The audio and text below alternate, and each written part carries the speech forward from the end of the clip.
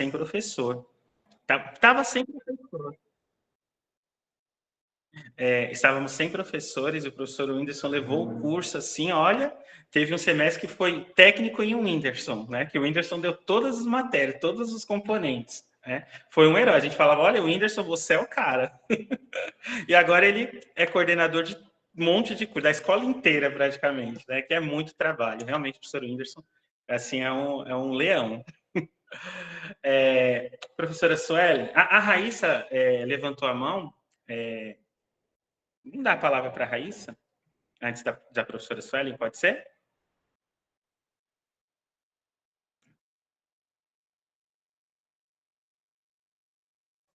Raíssa?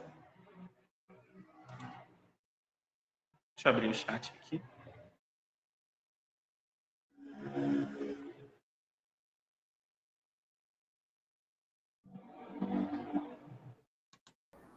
Raíssa? Às vezes foi confusão de aplaudir. Eu acho que ela está querendo aplaudir e ela está levantando a mão, hein? Ah, tá bom. Então tá bom, tranquilo. Professora Suelen, o Whindersson, a professora Suelen, ela vai precisar compartilhar a tela, tá? Perfeito. Você consegue isso, Suelen? Me permite. Oi, gente, boa noite. Consigo compartilhar, sim. Enquanto eu vou aqui fazendo compartilhamento, como é bom, né, ouvir, assim, os ex-alunos, acompanhá-los, ainda que à distância pelas redes sociais. E agora também ouvir o Kairos, né, que para mim foi uma grande honra e também responsabilidade de poder lecionar, né, ministrar disciplinas para eles, né, para a turma como um todo e outras turmas também que vieram. A gente também aprende muito, né, com os alunos, com as alunas, com os alunos, assim, então aprendizado são trocas, assim, muito importantes, né. E, bom, eu vou compartilhar aqui minha tela, estou muito feliz também de estar aqui, agradeço pelo convite, né, professor Whindersson, professor Alexandre, todo o corpo docente, é muito bom poder retomar alguns pontos. Preparei apenas alguns slides para poder ilustrar minha fala, poder sintetizar, né, resumir como foi poder participar, contribuir, colaborar com esse processo de educação na área técnica e biblioteconomia. Vou colocar aqui, deixa eu ver se vamos conseguir já. Bom, acho que eu não vou, ver mais vocês, né, quando a gente compartilha. Está no modo de apresentação, acredito, né? Para vocês. Tá, mas ainda não apareceu o seu slide. Não apareceu ainda? Ainda não. E agora? Ainda não. Alexandre, para mim aparece. Para mim também. Então não aparece. Então pode seguir, o Suelen. Tá, joia. Para mim apareceu que tá mostrando, mas a gente nunca sabe, né, como são essas tecnologias. Tranquilo. Para mim não tá, mas não tem problema. Tá, joia. Bom, gente, falar, né, de pertencimento, território, dentro desse escopo, né, que é professores e alunos construindo conexões, para mim, né, receber a oportunidade de falar sobre esse tema em consonância com o tempo determinado que eu fiquei, de 2 anos, como docente na ETEC Parque da Juventude, né, que é uma das unidades do Centro Paula Souza, foi, assim, um desafio, né, tem sido um desafio desde então, porque essa relação entre pertencimento e território, ela é algo que sempre me traz muitas atribuições, mas também muitas reflexões e outros também problemas, né, e também soluções e alegrias, então é um tema bem amplo, e eu tentei aqui sintetizar para vocês o que é primeiro, né, vamos pensar no pertencimento, esse pertencimento que é de acordo com o dicionário Aurélio, né, de língua portuguesa, ele vem de pertencer, como se nesse substantivamos, né, esse verbo pertencer, para falar sobre o que esse modo, né, o pertencimento como modo de ser ou fazer parte de alguma coisa ou de algo. E o território ele vem a ser essa extensão considerável, né, de terra, área de um país, né, de uma província, de um bairro, ou de uma cidade, de um estado, enfim, de muitos outros tipos, né, de divisões políticas que a gente pode ter no mundo, vem desta definição. Então, pensei aqui, então, falar para vocês primeiro desse lugar, então, que eu estou falando, esse lugar de fala, esse lugar também um lugar de atuação profissional, que é o território de Heliópolis, e como que antes, né, como que ocorreu esse encontro, então, né, esse encontro de pertencimento e território, que eu vinha percorrendo, e quando eu cheguei na ETEC, é como se esse território, de alguma forma, ele emergisse também ali nas salas de aula, nos encontros com os alunos, né, em outras atividades também que fizemos juntos. Hoje, né, esse lugar de Heliópolis, pensando nessa perspectiva profissional, eu também moro na região de Heliópolis, mas também pensando a biblioteca, a biblioteconomia, como esse lugar de memória, um lugar de memória, uma memória que ela não está apenas relacionada ao que vem dos acervos bibliográficos, dos acervos tradicionais, de livros, de obras de referência, mas que também vem da própria atuação dos moradores, das lideranças comunitárias que estão nesse território de Heliópolis e região, e que demandam também pelos serviços, né, de sistematização da memória, de coleta de memória, de organização da memória, de mediação dessa memória para os bibliotecários e os profissionais de biblioteca, os técnicos de biblioteca, os auxiliares de biblioteca, enfim. E trouxe aqui para mencionar, então, que desse lugar que eu falo, né, de um lugar de uma biblioteca pública, né, no CEU Heliópolis, uma biblioteca pública que está dentro de um complexo educacional, que é o Centro Educacional Unificado, e que, portanto, atende a comunidade escolar e a comunidade não escolar. E, como exemplos, né, de elementos, títulos de memória, tem aqui a capa desse livro, né, que é Heliópolis, um projeto de identidade cultural em conjunto com a comunidade, e temos outros também, como Heliópolis Bairro Educador, a construção de um polo de educação e cultura, Heliópolis, que é um livro de 2008, só com fotografias, né, do bairro. Depois, 5 propostas para uma Heliópolis mais sustentável, soluções de ecologia urbana na visão de jovens da comunidade, Memórias de Heliópolis, raízes e contemporaneidade, Estrada das Lágrimas, documentário, né, sobre memórias, enfim, uma infinidade de publicações de intervenções públicas e transformações nesta favela, nesta comunidade, nesse território periférico, ao qual me sinto pertencente a esses mais de 8 anos, né, atuando, e que demanda tanto trabalho com relação à biblioteca e com relação ao atendimento dessas demandas, né, por informação e por memórias, que já existem, mas que precisam ser organizadas, precisam ser mediadas para que elas não se percam. E para que não se percam, para que a identidade desse território seja preservada. Então, territórios e pertencimento tem muito a ver com identidade, construção de identidades, mas de identidades que estão em movimento.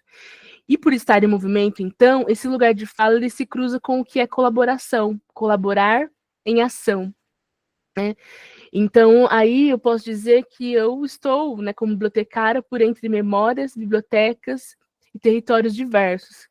Então, a partir do momento em que eu consegui, né, adentrar para o processo seletivo e tive a oportunidade de estar atuando como docente no curso técnico de biblioteconomia, me preocupei muito em trazer esse lugar, né, esse lugar de atuação prática, mas que também ele está embasado em muitos conceitos, muitas teorias, tanto passadas quanto vigentes, que vão nos dizer e vão nos apontar caminhos de conexão entre sala de aula e territórios.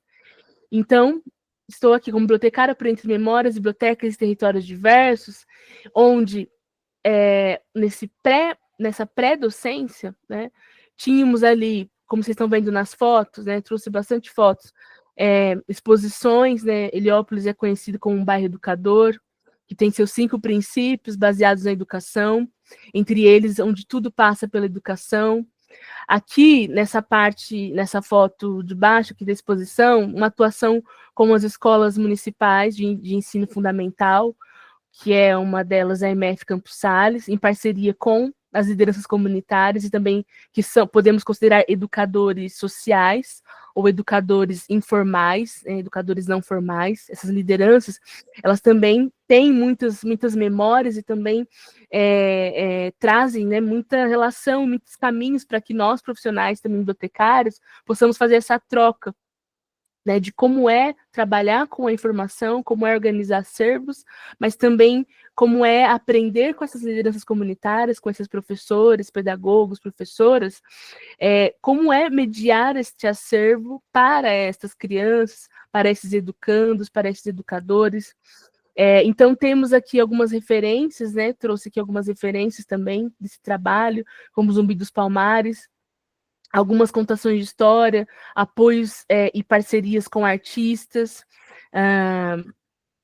e também esse lugar de colaboração, né, nessas mediações, com adolescentes. A biblioteca está inserida ali no seu espaço físico, no seu prédio, né, a Biblioteca de Heliópolis, mas ela também faz esse trabalho externo, né, em algumas tendas dentro do território de Heliópolis e região, em outros lugares, outros prédios dentro do próprio CEL, tendas de leitura, tendas de troca de livros, né, feira de troca de livros, com todas as faixas etárias, então, desde a primeiríssima infância até a terceira idade, temos aqui algumas ilustrações, e o livro sempre presente dentro e fora da biblioteca, para que a biblioteca ela esteja no território, também como prédio, como físico, como equipamento cultural, mas também que os seus agentes eles estejam participando das transformações e dos movimentos que acontecem nesse território. A questão da conscientização, então, essa questão política de atuação nas bibliotecas, como podemos fazer essas manifestações, como se dá a questão da cidadania, e como a cidadania, a formação da cidadania e do senso crítico passa pela biblioteca. Então, aqui temos um ato, são tantos atos a que participamos, e levando sempre essa bandeira do livro, essa bandeira da leitura. Esse daqui é um deles que tem vários que são a Caminhada da Paz, né, de Heliópolis região, mas esse daqui, por exemplo, é o movimento dos servidores públicos municipais também lutando por melhores condições das bibliotecas, entre outras coisas. Aqui, nesta foto primeira aqui do meio, temos parceria com professoras também que levam, né, participando de circuitos de mediação de leitura e contação de histórias da biblioteca. Aqui também auxiliares técnicos de educação, também participando de contações para bebês, né, das 6. Aqui, nesta outra foto, né, temos uma parte aqui de alguns adolescentes, pré-adolescentes e crianças participando de clubes de leitura voltado para essa faixa etária. E aqui outros momentos também no espaço externo da biblioteca, apresentando a relação entre os livros, sustentabilidade e os conceitos de sustentabilidade e meio ambiente dos povos originários. E também os movimentos sociais como o Movimento Negro, Movimento Sol da Paz, Movimento de Mulheres. Aqui tem a participação também, a biblioteca contribuiu, né, com a editora gráfica Heliópolis, como o Carlos mencionou, né, tivemos muitas parcerias, principalmente durante o ano de 2019, e também durante o período pandêmico, né? Aqui foi uma publicação, Elas em Poesia, fizemos toda uma dinâmica de seleção, teve inscrições de vários lugares do Brasil, inclusive de Angola, fora do Brasil e outros lugares, enfim, da América Latina. A biblioteca sempre atuando e dando apoio para que essas lideranças comunitárias elas tenham também as suas demandas informacionais atendidas, né? E aqui temos, por exemplo, um acervo, né, um acervo de fantasias, e uma das demandas dessas lideranças comunitárias que aconteceu foi de catalogação, né, organização das fantasias, né, porque nós, como eu sempre dizia, nas aulas, nós podemos também trabalhar com a organização de outras fontes de informação. que são também materiais 3D, materiais em objetos, materiais cartográficos, materiais iconográficos, que também, dependendo do contexto, também são vistos como fontes de informação, porque vão contar histórias, vão fazer parte de registros de memória, de acontecimentos. Então, aqui temos fantasias de peças teatrais, que a Biblioteca Comunitária demandou esse serviço, né, de consultoria e também de modelagem, de campos, né, de catalogação, que fizemos, né, no Sofia, a Biblioteca do Céu, apoiando a Biblioteca Comunitária de Heliópolis, e para que eles pudessem saber o que eles tinham e poder trabalhar com esses materiais, não só fazendo mediações de leitura, contação de história, dramatização de textos literários, mas também alugando essas fantasias para poder captar recursos e manter a biblioteca comunitária. Então, é daí que, né, passando, então chegamos num ponto que as bibliotecas enquanto dispositivos culturais em territórios de luta.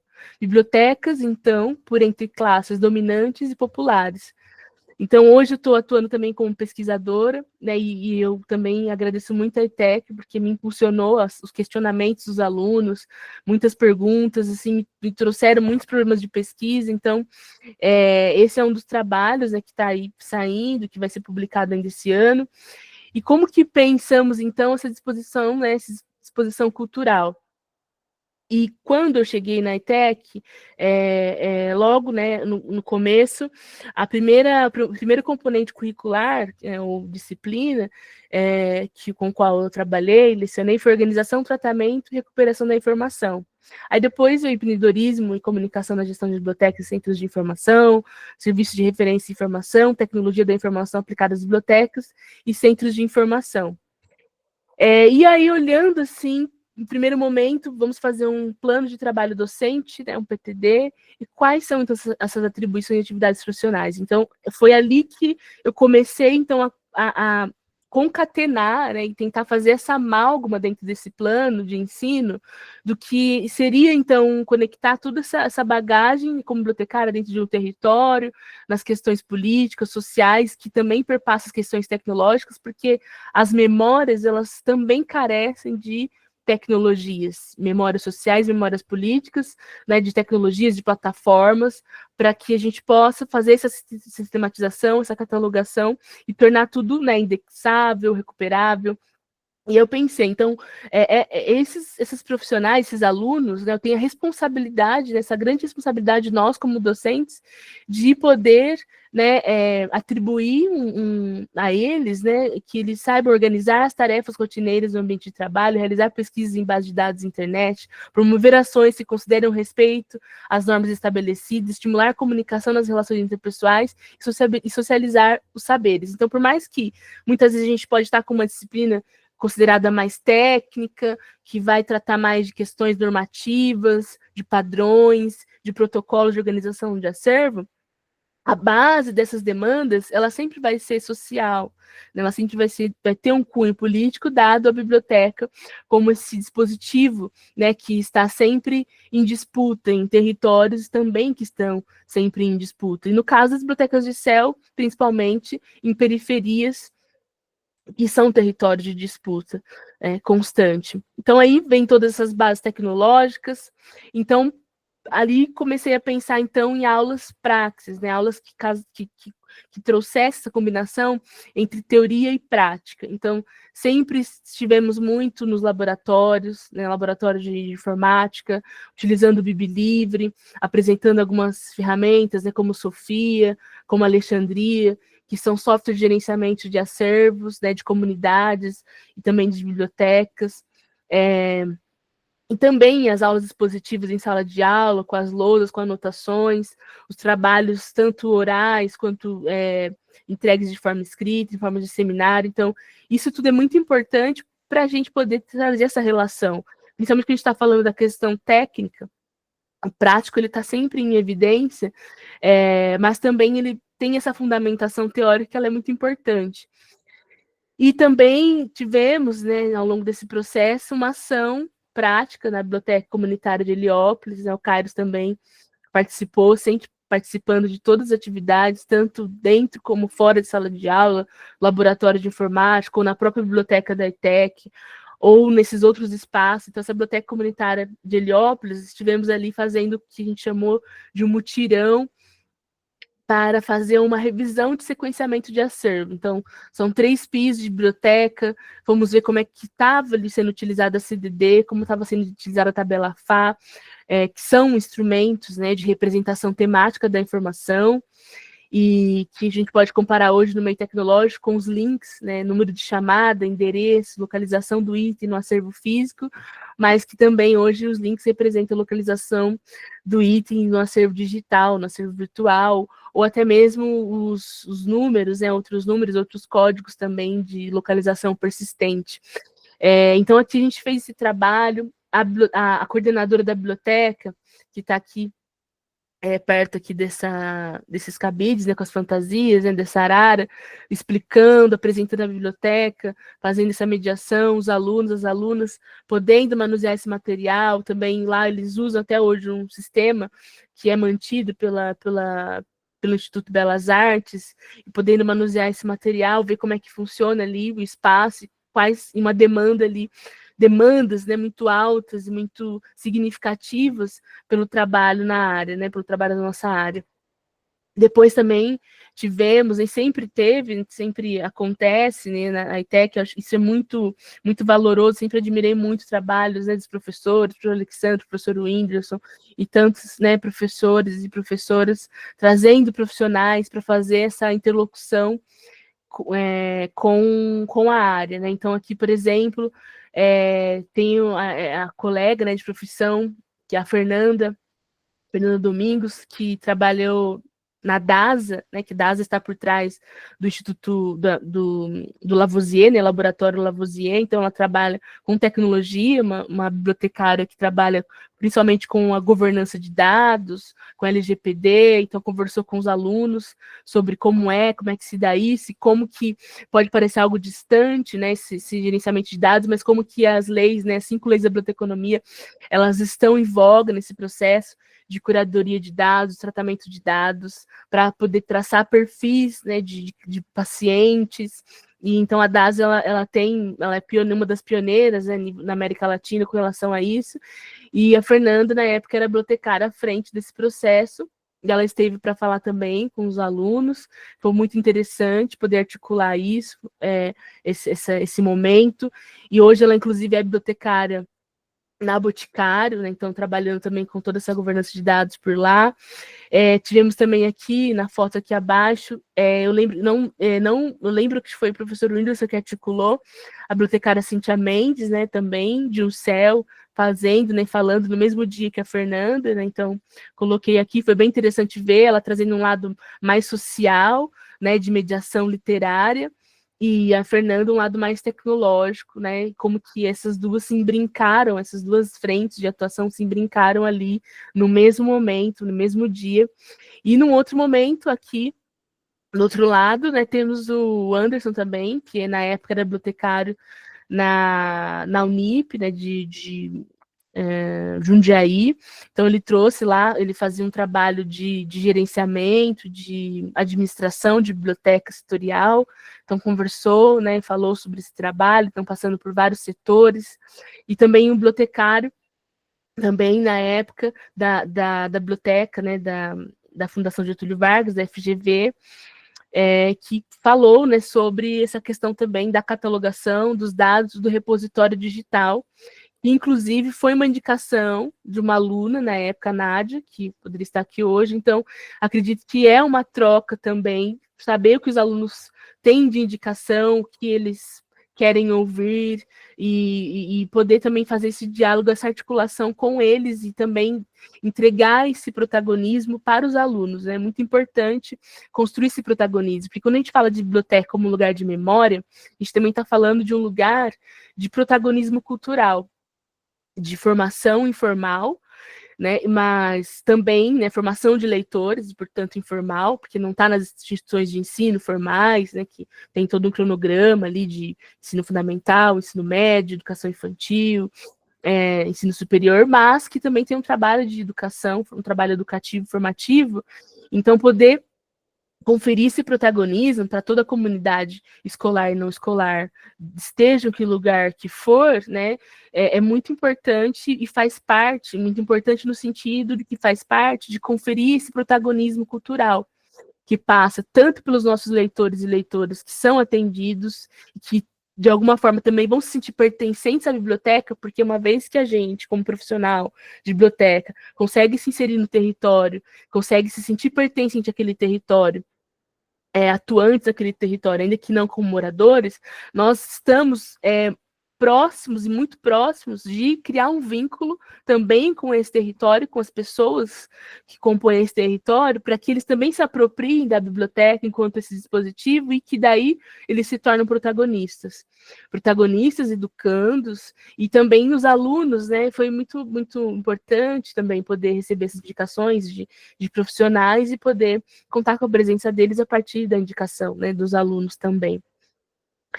Outros momentos aqui que tivemos, né, também, por exemplo, da Vânia Coelho, que é bibliotecária no IFISP, chefe do setor de referência, e esse momento, se não me engano, foi no contexto da disciplina de referência, né, informação, e aqui também todos participando, ela falando sobre todo esse trabalho, né, que é uma relação também ali de mediação, de pesquisa, mas também do acervo como um todo, que também inclui essa questão também da formação, que não só é a formação dos leitores, né, da educação não formal que a biblioteca traz, mas também a formação de pessoas que vão poder pesquisar de maneira autônoma, de maneira técnica, ética, né, estética e política adequada, tanto em meio tecnológico quanto meio impresso, né, o analógico, como a gente fala.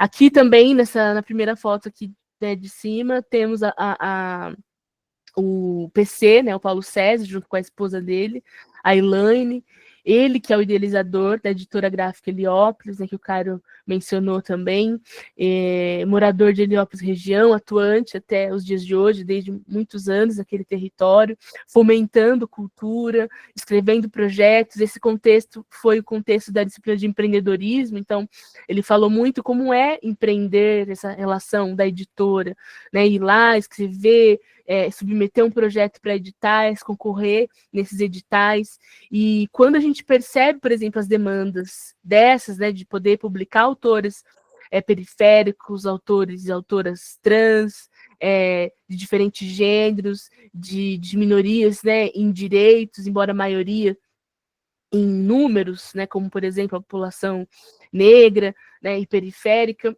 e ele falar como é que é importante esse empreendedorismo social, de modo assim, bem superficial falando, né, empreendedorismo social, e ele trouxe muito dessas relações, esse processo, né, que foi com Itaú Rumos, e depois também de concorrer a outros editais, poder lançar esses autores e autoras. E quando a gente vê essas demandas, inclusive as demandas da biblioteca comunitária, por exemplo, é como se a gente se abrisse um leque infinito de possibilidades de captação de recursos, de atuação profissional. E, claro, a gente tem as questões das vagas, que são fundamentais, né, que é uma das coisas também pelas quais eu luto, e outros também, muitas pessoas, muitos de nós lutamos, pela ampliação das vagas, né, de trabalho, tanto para os bibliotecários, quanto para os técnicos de economia, quanto para os pesquisadores em biblioteconomia e ciência da informação. Mas também existe um caminho que é o caminho da submissão dos projetos, das empresas, dos fundos de investimento, que eles estão aí com linhas de investimento que se aproximam muito da questão das bibliotecas e da formação de leitores e leitoras. Então, é algo que a gente precisa estar atento também, principalmente quando a gente está falando de empreendedorismo em bibliotecas. Não podemos romantizar a questão do empreendedorismo social de maneira alguma, não podemos confundir esse empreendedorismo com sucateamento de mão de obra, com informalização, exploração da mão de obra do trabalhador, inclusive do artista, que é um trabalhador também, né, da cultura, mas, ainda que com esse senso crítico, perceber que essas oportunidades, elas existem, né? Então, o PC ele também falou, né, sobre isso, foi muito, muito interessante, trouxe livros também que foram publicados, né, fez sorteios das obras, foi muito produtivo. E aqui, por exemplo, trabalhos avaliativos, então tive essa oportunidade também de trabalhar além dos trabalhos no padrão, né, tradicional, que também são fundamentais, né, escritos, seminários, mas aqui a gente teve, por exemplo, encenações simulando exemplos de necessidades informacionais, né, seguindo os passos de atendimento, né, dos ciclos do serviço de referência da informação, desde a necessidade informacional, passando pela interpretação da necessidade de busca, até chegar a um tipo de solução para atender essa demanda, né, por informação. E foi muito, muito bacana mesmo poder ver a turma contribuindo e se engajando nesse processo de simulação das circunstâncias ali possíveis, que são N circunstâncias, né, que a gente pode encontrar ao longo do serviço de referência e do atendimento nas bibliotecas, né, e dos territórios como um todo. Aqui também tivemos a visita guiada na Biblioteca Brasiliana Guito José Mindlin, na USP, então foi também bastante interessante poder ver essas obras históricas e raras, e depois também bater um papo formal ali pela região, no período da tarde, né, em roda, essa questão circular, que sempre remete à educação popular, à educação paulo-freireana, que vai nos trazer muito essa importância de escuta ativa nos processos educativos, de integração horizontal entre educandos e educadores, né? Então, algo também que sempre me preocupei muito, ainda, né, me preocupo bastante, e perceber que como que isso também nos coloca desafios, mas também nos traz muitas soluções, insights, ideias para inovar também no nossa atuação, nosso dia a dia como professores, né, professores. E pensando, então, tudo isso, né, coloco que educação e liderança, elas estão lado a lado, né? Porque o líder, ele é alguém que conhece o caminho, que anda pelo caminho e que mostra o caminho, né? Nesse território, que a gente caminhe por ele, né? Que a gente caminhe para que, nesse processo de caminhar, a gente também possa pertencer a esse território. Então, o professor e a professora, os professores são também, vejo hoje a meu ver, são líderes. Líderes que, principalmente quando a gente está falando da educação técnica, em biblioteconomia, que a gente vai trazer muito, né, do que a gente faz, que todos nós como educadores fazemos, né, docentes, construímos, né, nossa trajetória, e ela vai sempre se intercalar, sempre vai ali se misturar e vai enriquecer esse processo formativo, né, dos alunos, das alunas técnicos em biblioteconomia. Então, isso também traz essa liderança, né? Então, e mostrá-lo, né, mostrar para eles como percorrer esse caminho.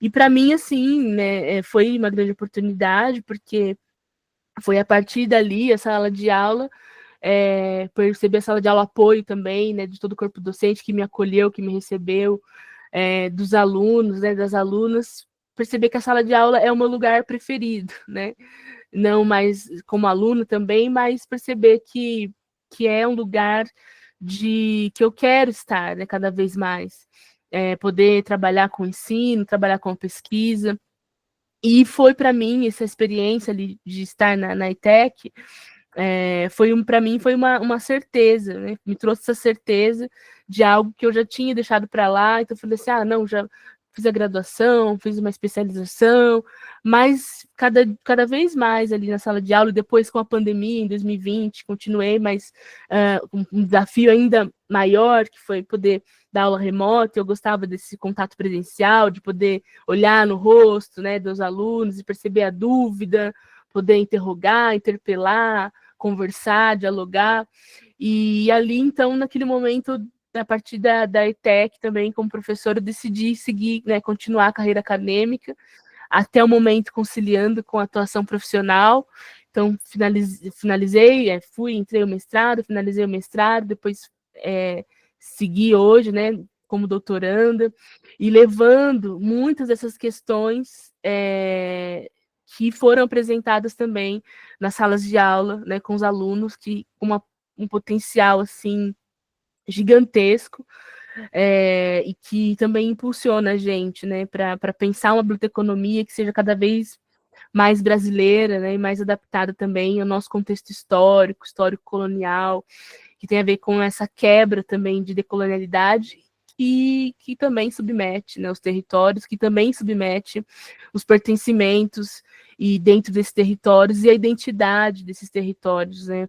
Uma vez que, quando a gente pensa até mesmo dos nossos instrumentos de catalogação, nossos instrumentos de organização, eles têm uma origem europeia, né? E que, portanto, uma origem colonial, e que a gente precisa pensar também muito sobre isso. Então, foi muito, assim, muito enriquecedor para mim também, para minha trajetória profissional, acadêmica, e agradeço, né? Agradeço muito. Aqui também temos algumas referências para quem quiser depois se aprofundar melhor em alguns pontos que eu destaquei aqui, ilustrando a partir das fotos.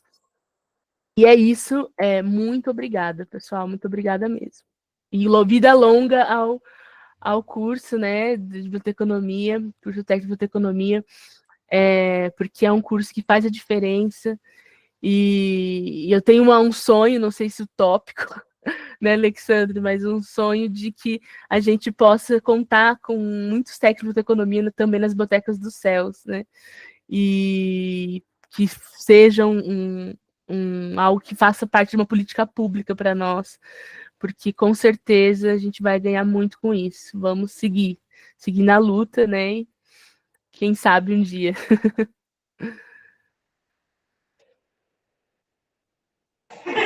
Maravilha, é uma fala fantástica da professora Suelen, né? Sempre fazendo essa junção entre a teoria, né?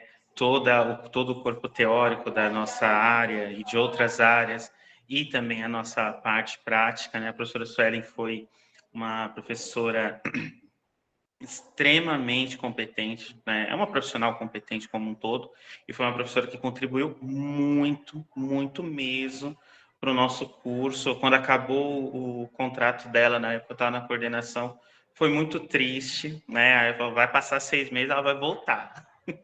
Mas a professora Suelen estava seguindo já uma outra, enfim, estava seguindo a mesma carreira, mas como ela falou para mim, ela falou, ó, eu lembro dessa fala, eu estou saindo para me preparar para fazer mais e melhor, né? Isso aí eu lembro, foi triste para mim como coordenador na época. Nossa, a gente vai perder uma professora fantástica, mas a gente sabe que o potencial que a professora Sueli sempre apresentou, e está aí, né?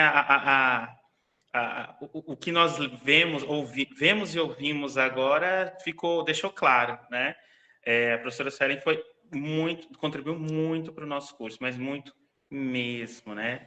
Bastante mesmo, né? Então, somos muito gratos pela sua fala, professora. E assim, as portas dos meus componentes que eu lecionar está sempre aberto, né, para você. Acredito que as portas, na verdade, eu vou falar pela ETEC como um todo, né? As portas da escola estão sempre abertas para você, sempre, em qualquer situação. Quiser falar, quando a gente convidar também, né? É sempre importante. Eu vou convidar sempre, né? A gente sabe que o cotidiano é complicado, né? É uma correria. A professora Suelen tem uma série de obrigações, tem uma carga horária grande no céu, nós temos, né, uma carga horária grande nos céus, tem ainda todas as suas obrigações acadêmicas, tem também o seu tempo familiar, que também consome positivamente, mas também é o tempo, né? Então, é complicado, mas, assim, a gente pede para quando a gente precisar, assim, a professora contribua um pouquinho mais com a gente, né? Então, somos muito gratos, professora Suelen, pela sua fala, certo? E nós temos aqui, para a gente seguir, depois a gente vai abrir um espaço para perguntas, e eu tenho algumas fotos antigas aqui para a gente mostrar, né? Eu consegui achar, buscar em vários locais, pedir para o pessoal, eu achei algumas fotos aqui, né? Mas nós temos aqui ainda a fala da Luma, né? A Luma foi egressa do nosso curso, né? A Luma está por aí, né? E ela tem uma fala para a gente, né? Luma? Oi, Tudo bem? tudo bem? Vocês me escutam bem? Sim. Tá bom. Luma, você prefere falar livremente, como o coração lhe permitir, ou você prefere fazer um bate-papo, um joguinho? Eu tô aberta. Eu não preparei nenhum material, até é um desafio falar depois da Suelen, né? Depois de uma apresentação tão completa, tão importante aqui. Tá um desafio, então eu não preparei nenhum material. Se quiser, a gente pode fazer num formato de bate-papo, eu posso contar um pouquinho da minha trajetória. Ah, legal. Então vamos fazer assim, tem um pequeno roteiro aqui, né, que é parecido com o do Kairos, né, então a gente vai tentar seguir ele, tá bom? Tá bom. Ô, Luma, você é de qual turma? Eu entrei no primeiro semestre de 2017, então eu formei no finalzinho do ano. Você chegou a ser minha aluna, Luma? Eu acho que não, Alex. Eu lembro de você. Acho que você entrou na metade do ano em que eu tava. Alguma Exatamente. coisa assim. Fui aluna do Whindersson. E no segundo semestre de 2017, quando eu retornei. Ô, Luma, foram as suas motivações, as suas expectativas quando entrou no curso? E como é que você saiu do curso, né? O curso ofereceu o que você imaginou, ofereceu o que você imaginou e mais, que geralmente é essa, tá? Não estou tentando direcionar, não. Mas geralmente é isso. A gente sempre entra pensando uma coisa, mas quando a gente vê, é o que a gente pensou em um monte de coisa, né? Fala um pouquinho sobre por que escolheu o nosso curso e como foi essa trajetória, quais são as expectativas, suas experiências de aprendizagem, enfim. Tá bom. Assim, eu brinco, inclusive, que eu não escolhi o curso, ele me escolheu. Entrei em 2017 no curso de biblioteconomia, e eu sabia quase nada sobre biblioteconomia. Assim, para contar um pouco, né? Eu tive que fazer o vestibulinho, eu me inscrevi no curso, mas eu estava terminando a escola em 2016, e aí queria fazer faculdade, tinha certeza que ia ser psicóloga, então, assim, a biblioteconomia não estava tão longe, está dentro das ciências sociais, mas não estava no meu radar. E aí tentei o Enem e falei, bom, vou fazer também um vestibulinho da ETEC para me garantir, se nada der certo, eu faço um curso técnico ao longo do próximo ano. E aí abri o site da ETEC do Parque da Juventude e dei uma olhada nos cursos que tinham lá disponíveis.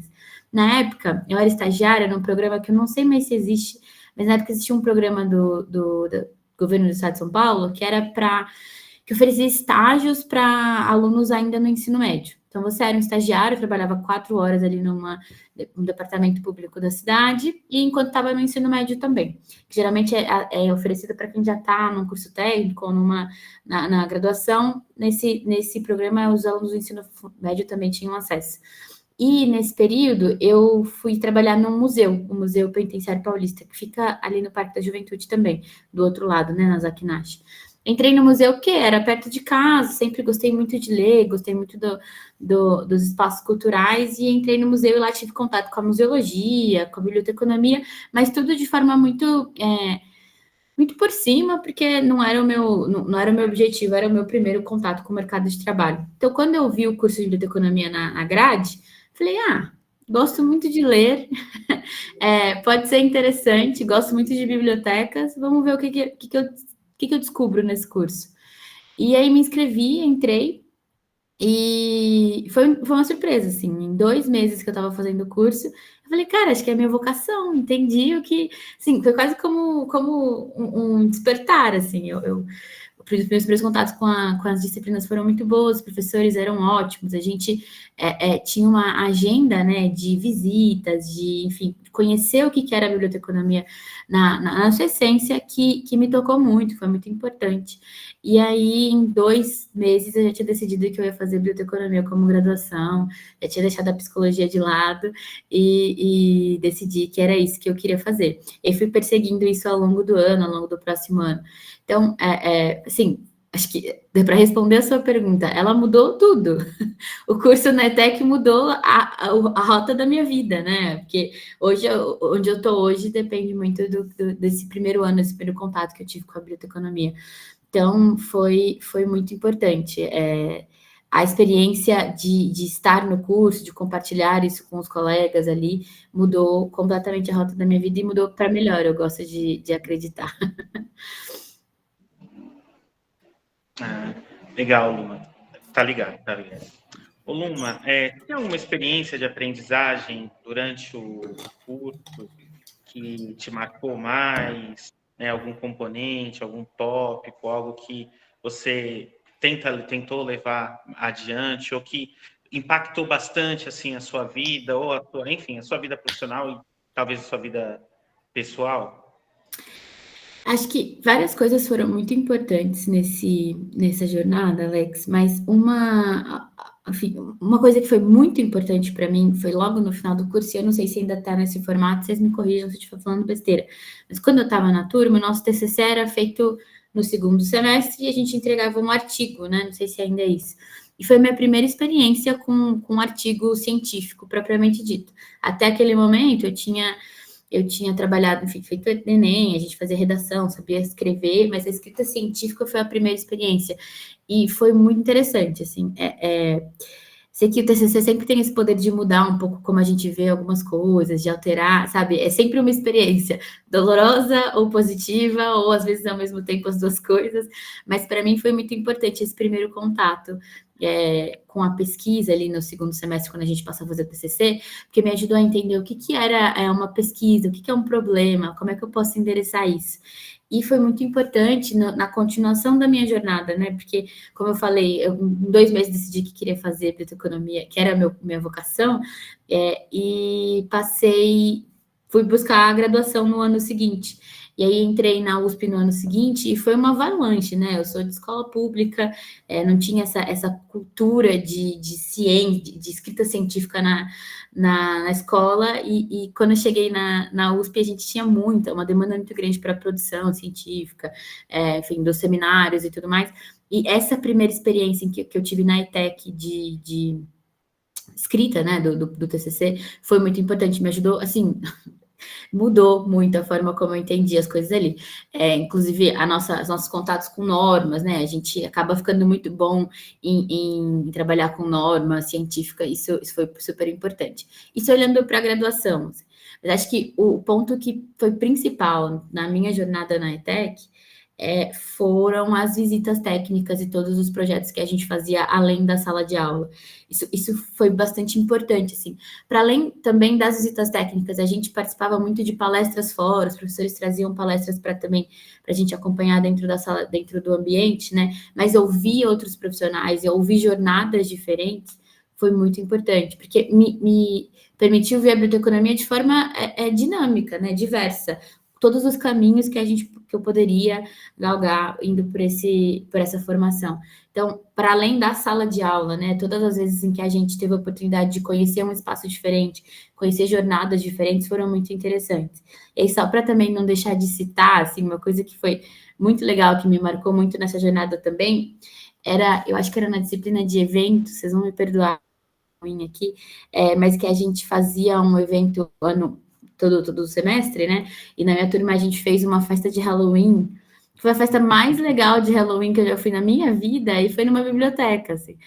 E tinha toda a coisa da biblioteca ali, a gente sortear livro, dos contos de terror e tudo mais. Foi muito legal. Então, foi uma forma de ver a biblioteca, o espaço, né, da escola também de uma forma diferente. Então, isso tudo foi muito positivo. Assim, acho que foram coisas que foram me marcando ao longo dessa jornada que me mostraram uma outra forma de ver essa formação. Para além da sala de aula, para além da ciência, né, da escrita científica, que eu falei que foi muito importante no começo, essas outras ações que são talvez menos comuns foram muito importantes. Os eventos dentro do nosso curso, assim, modéstia à parte, são os melhores na escola. A gente sabe fazer festa, né? Sabemos fazer festa, Halloween, festa junina, feira de troca de livros, sarau. Um sarau é coisa simples, mas não, com a gente não. Nós vamos Você não conheceu os nossos, O pessoal no último sarau trouxe logo um quarteto de cordas, veja só, né? Quarteto de cordas, tipo, enfim, o pessoal trouxe ali um pessoal com violino, com violoncelo, enfim, é outro nível, né? Ô Luma, você está atuando na área hoje? Eu atuo, mas não da forma mais tradicional, que eu acho que é o interessante aqui. Eu me formei, terminei a graduação em biblioteconomia, fiz ICs ao longo do caminho, participei de projeto de extensão, trabalhei em bibliotecas diversas, trabalhei em biblioteca de centro cultural, trabalhei em biblioteca de jurídica, em biblioteca digital, Mas no fim da graduação, no meu último ano, eu estava bastante estável na biblioteca jurídica, foi uma experiência muito legal, a gente tem uma tradição muito interessante da biblioteconomia na área jurídica, então foi muito legal para observar como é estruturas e tudo mais, mas estava muito cômodo, e aí no final desse ano, eu estava terminando a faculdade e recebi um convite para migrar na minha formação, no meu trabalho, para uma consultoria estratégica de gerenciamento de projetos e atuar com gestão do conhecimento. Está muito relacionado com a biblioteconomia, mas não necessariamente é o bibliotecário que está nessa posição. Então, quando eu vim a convite de uma colega que era bibliotecária, foi minha chefe durante um período aqui, e já tinha um histórico nessa área, então foi muito importante para a minha formação, essa formação adicional, né, na gestão do conhecimento. E aí, a partir disso, eu fui observando outros lugares em que eu poderia atuar a partir da minha formação. Então, hoje, eu estou ainda nessa consultoria de gerenciamento de projetos, mas num time de desenvolvimento de negócios, que toca à frente de gestão do conhecimento, que é super importante, eu posso falar um pouquinho sobre o que significa, né, gestão do conhecimento dentro de uma consultoria, mas também olha muito para a ida ao mercado, as abordagens comerciais, a comunicação interna e com o mercado, porque tudo isso toca informação, toca o conhecimento das nossas pessoas, principalmente numa consultoria em que o nosso principal ativo são pessoas e conhecimento dessas pessoas. É muito legal a gente ver que a teoria do que a gente consegue aplicar em livros, por exemplo, em acervos físicos, também pode ser aplicada em ambientes completamente inusitados, porque a gente não gosta de usar a palavra inusitado e não tradicional, porque eu acho que o bibliotecário pode ocupar o espaço que ele quiser, uma vez que a gente entende que a gente está falando de informação e ela está em todos os lugares. Acho que até, na minha época, o professor Lucas ainda estava no corpo docente, ele falava: vocês podem trabalhar onde vocês quiserem, uma vez que vocês saibam vender o peixe da forma certinha. Então, é não tradicional, porque a gente não costuma ver, mas não deveria ser não tradicional. Eu acho que tem um potencial absurdo. Não sei, vai lá. Não, eu ia dizer que está muito relacionada, como bem o professor colocou, né? Como nós vendemos o peixe e também a questão de como nós nos enxergamos como profissionais, né? Eu faço sempre a brincadeira que o bibliotecário, enfim, ele gosta de saber fazer aquela conta com laranja, né? Mas quando a conta é com maçã, o bibliotecário ele fica retraído de fazer a mesma conta, né? Exato. Aquela piadinha do Chaves, né? Antiga. Mas é mais ou menos isso, né? Então, é muito de como nós nos enxergamos, assim, e também tem toda a questão de você se colocar numa área que poucas pessoas reconhecem. Se dentro das áreas tradicionais, digamos assim, poucas pessoas reconhecem o bibliotecário, né? O que dirá fora dessas áreas tradicionais? Para vocês terem uma ideia, aqui onde nós trabalhamos, nós estamos agora com uma dinâmica de reforçar para os alunos que somos bibliotecários. Porque é muito tio. O tio esse, o tio aquele, né? A gente está tentando forçar. Beleza, é o tio Alex, é a tia Gorete, o Rai. Mas esses tios são bibliotecários. A nossa profissão é ser bibliotecário, né? Então, a gente está deixando bem reforçado isso aqui. E vamos até colocar uma plaquinha, como combinamos, de falar, fale com o bibliotecário, para reforçar que somos aqui bibliotecários. Fazemos contação de histórias, pegando violão, tocamos para as crianças, cantamos Alecrim Dourado, mas somos, sobretudo, bibliotecários. Fala um pouquinho mais, Luma, dessa sua atuação, né, como gestora do conhecimento. Claro, eu falo sim, mas eu acho que eu concordo em número, gênero e grau com você. E eu gosto sempre de falar que eu sou bibliotecária. Quando me perguntam, quem que você é? Sabe quando você está naquele formulário e perguntam sua profissão? Eu escrevo bibliotecária. Ainda que a minha profissão aqui, o meu cargo não seja bibliotecário, ele é o que eu sou. Porque é o que me formou, é o que me trouxe até aqui, e é a forma como eu vejo o mundo, né? Como eu vejo as minhas tarefas, está muito relacionada a essa formação. Mas é isso, a gente acaba esquecendo um pouco dessas outras formações, acaba esquecendo, inclusive, do assumir este papel do bibliotecário. E é sempre que eu falo, a primeira reação é mesmo? E a segunda reação é, mas como que é o nome do curso? E aí, quando eu explico o porquê, faz muito sentido. Mas, assim, para contar um pouquinho do que é o meu trabalho hoje com gestão do conhecimento, né? A gestão do conhecimento, ela é bastante múltipla e é um campo muito interessante para ser abordado ali. Como eu disse, é um lugar que é pode ser ocupado por um bibliotecário, mas não só, porque a gente está falando de conhecimento, ele é um ativo que pode aparece em diferentes departamentos, né, dentro de uma empresa, inclusive na economia atual, conhecimento é tudo que a gente toca, todas as empresas, tudo que a gente faz, está muito relacionado a isso. Mas no meu contexto, numa consultoria, que é onde eu consigo falar melhor sobre o tema, está muito ligado ao que a consultoria faz. Então, a gente é uma consultoria de gerenciamento de projetos, que significa em melhoria de performance, né? Que significa que a gente faz projetos com clientes, empresas, que sejam, que estão passando por um momento em que elas precisam melhorar a performance de um determinado área ou do negócio como um todo. Então, eu sou uma empresa que oferece, que é uma fábrica que produz né, algum insumo, e eu preciso melhorar a minha operação de fábrica, eu preciso melhorar o meu RH, o meu financeiro, ou eu quero olhar para a minha empresa inteira, que é aquilo que a gente chama de transformação holística, e entender quais são as oportunidades de melhoria. Tipo, eu tenho esses turnos de pessoas, mas se eu rearranjo os turnos, eu consigo ter uma melhor qualidade de vida para os meus funcionários, uma melhor produção. Ou se eu mudo a minha fábrica de lugar, eu vou ter melhores condições de taxas, enfim, para poder ofertar, né, fazer as minhas atividades. Então, quando a gente fala de melhoria de performance, é para qualquer cliente, em qualquer contexto, que esteja passando por um momento de melhoria, né? Ele está num momento ruim, precisa melhorar, ou ele precisa escalar a operação que ele já existe hoje, quando está expandindo negócios e tudo mais. O que isso significa, então? Significa que eu tenho muita gente aqui na consultoria, gente que tem conhecimento específico em setores ou em determinadas disciplinas, como logística, finanças, estratégia corporativa, que seja administração de empresas, e essas pessoas são alocadas nesses projetos a depender da demanda daquele projeto. Eu vou precisar nesse projeto eu vou precisar de um engenheiro, nesse aqui eu vou precisar de um administrador, nesse aqui eu vou precisar de uma pessoa do financeiro. E elas são alocadas nesses projetos para performarem esse projeto dentro da empresa. Isso, por si só, já é um desafio de gestão do conhecimento, está muito conectado com a biblioteconomia, como a Suelen falou um pouco mais cedo na fala dela. A gente aprende a classificar, catalogar livro, informação, artigo, mas é também aplicável a pessoas, por exemplo, ativos que não necessariamente são físicos, né? Então, quem são as pessoas, quais são as formações delas, quais as experiências que elas já passaram, quais projetos elas já fizeram. Isso, por si só, é um desafio de alocação dessas pessoas nos melhores lugares. Com quem que eu deveria falar para falar sobre esse tema?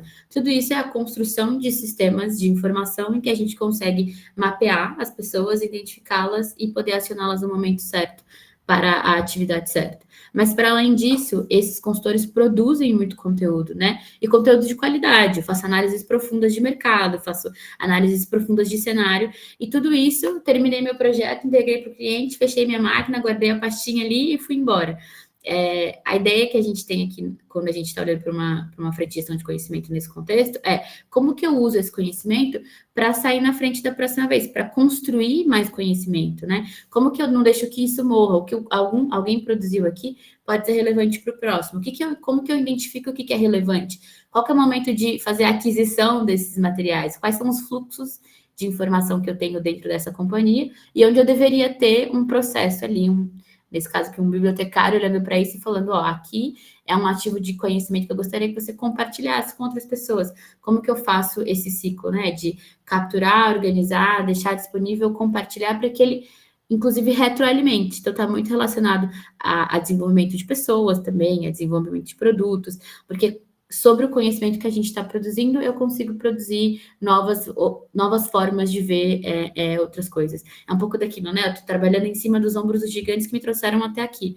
E isso acontece em qualquer empresa. A gente está numa consultoria, que é mais óbvio, no sentido de que eu tenho vários projetos acontecendo ao mesmo tempo, mas dentro de um departamento, por exemplo, tem um departamento jurídico de uma empresa, eu tenho o que as pessoas já fizeram de contratos, de minutas, enfim, e como é que eu garanto que isso aqui está sendo usado numa próxima vez que essa atividade for ser performada, o que são os conhecimentos relevantes, né, críticos dessa organização.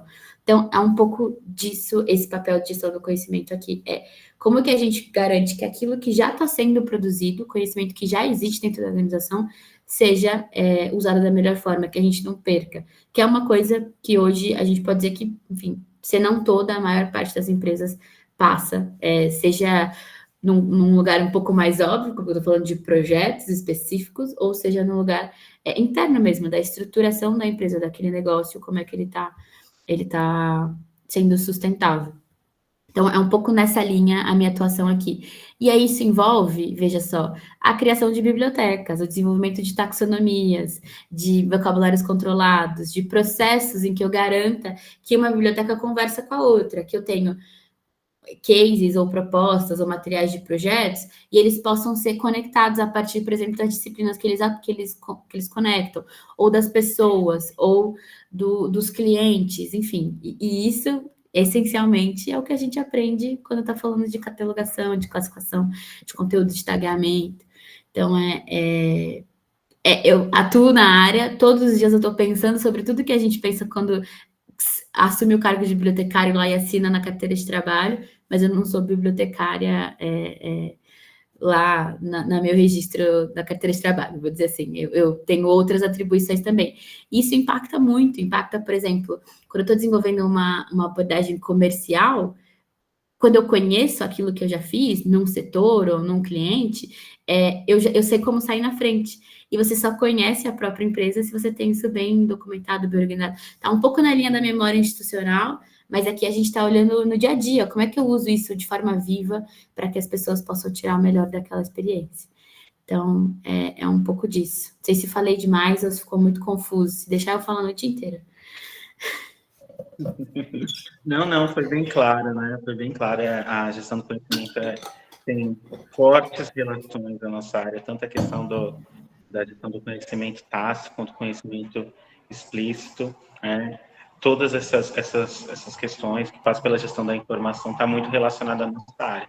É só uma questão da gente se aprofundar um pouquinho, buscar algum conhecimento, né? Eu sempre falo para os alunos que, por mais que a gente tente passar o máximo possível de conteúdo para todo mundo, é sempre interessante a gente fazer uma formação extra, buscar um curso profissionalizante, buscar conhecimento que seja formal ou não, né, nos artigos que aí tem, por isso que tem aula de fontes de informação para aprender a buscar nas bases de dados, enfim. Está sempre buscando alguma melhoria, algum aprendizado novo. Luma, muito boa sua fala, fantástico, né? Tem mais alguma coisa que você queira trazer para a gente? Não sei, acho que como a ideia aqui era uma troca, eu não preparei nada muito específico. Eu só fiquei pensando, né, enquanto a gente estava, enfim, se preparando para essa sessão, que no fim do dia eu me pego me comparando a essa posição. Eu falo, cara, eu não sei se eu sou bibliotecária da formação tradicional, enfim, apesar de ter falado ali, não, eu sou bibliotecária, eu apresento como bibliotecária, às vezes você olha para colegas de turma ainda que fizeram o curso, fizeram a faculdade comigo, e a gente tem atuações muito diferentes. Eu falo, nossa, às vezes eu acho que eu estou completamente distante. Mas aí essas sessões me ajudam a trazer para cá, né? E aí, então, assim, essa sessão é super importante para mim, inclusive enfim, para ocupar esse lugar também, relembrar que é sim uma atuação bibliotecária, que isso é super importante, que são outras formas de ver. Então, assim, acho que agradecer o espaço aqui pela fala, o convite, obrigada. Acho que foi super importante para mim também, assim, talvez até mais importante para mim do que propriamente aqui. Tá bom? Obrigada. Muito obrigado, Luma. Parabéns mesmo, sim, fantástico. Assim, hoje está sendo um momento assim de bastante reflexão e bastante aprendizado, né? A gente aprende muito mesmo nesses momentos. Muito obrigado, Luma. E agora nós vamos chamar a Priscila. A Priscila foi a egressa do nosso curso, né? Ela foi aluna que formou acho que no último semestre, né? Então a gente está passando por vários momentos do nosso curso, em várias etapas, tanto ali dos primórdios, né? Na metade do curso. Nem falamos muito da pandemia, que foram 2 anos ali bem difíceis, né? Que a gente teve que mudar tudo no meio do semestre. Um belo dia nós fomos pro evento do CRB, para o Prêmio Laura Russo. No dia seguinte, acabou para o mundo. Foi basicamente isso, né, Whindersson? E aí ficamos 2 anos assim, que tivemos que migrar todo o nosso conteúdo, mudar toda a nossa forma de trabalhar e também lidar com todas as questões emocionais, questões psicológicas que envolviam aquele momento tão difícil, tão complicado. Mas mesmo assim, a gente ainda fizemos vestibulinho nesse período e formamos turma, né? Priscila. Oi, pessoal, boa noite. Espero que todo mundo esteja bem. Eu sou da turma 23, 24, né? Eu me formei agora no primeiro semestre e, para mim, né, esse curso, ele está sendo um divisor de águas, porque desde o começo, a fala do Kairos também me pegou, porque eu tive essa questão do medo, do etarismo. Ele falou que tem 32 anos, eu estou com 45. Sou estudante também, estou fazendo graduação de História, agora eu migrei para bacharelado, estava fazendo licenciatura, mas não é esse o caminho. Descobri isso através da biblioteconomia e também faço parte do carnaval. Eu sou uma pessoa que sou oriunda de escola de samba e eu sou uma defensora da cultura do carnaval de escolas de samba. E através desse curso, eu descobri o quanto a biblioteconomia pode fazer parte desse mundo de fantasia, que para nós, que trabalha no bastidores, não é fantasia, é um trabalho árduo. A gente apresenta essa fantasia, esse desfile, porém, durante todo o ano que eu participei da aula, eu saía da aula e ficava pensando, isso aqui é biblioteconomia. Isso daqui também faz parte, isso daqui também faz parte. E aí eu fui percebendo o quanto a biblioteconomia, ela tem tentáculos, né? Ela vai abraçando diversas áreas e ela vai mostrando para a gente o quanto a informação, ela está viva para a gente, ela está ali todo dia, no dia a dia, na nossa cara, nas nossas áreas profissionais, e por que não? No carnaval. Então, eu vou trazer hoje para vocês um pouco do que eu me entendo como sambista, né, no mundo do carnaval, através do curso de biblioteconomia e também de história. Então, vocês vão perceber que, no final das contas, biblioteconomia dá samba e também desfila, e eu espero que vocês gostem. Estou trazendo essa forma mais lúdica, mais colorida. Vou passar aqui um pouquinho a apresentação para vocês. Vou fazer tudo muito rápido, né? Porque se eu ficar aqui falando com vocês sobre carnaval, a gente vai amanhecer. Então, eu tentei fazer uma apresentação bem sucinta, com alguns pontos que eu acho que vai ser bacana para vocês entenderem, até esses alunos que estão se formando, que eles podem sim também trabalhar com o carnaval na questão de biblioteconomia. Estou dividindo a tela, não sei se vocês estão conseguindo ver. Vocês estão conseguindo ver? Sim. Conseguem ver aqui a Unidos da Biblioteconomia? Sim.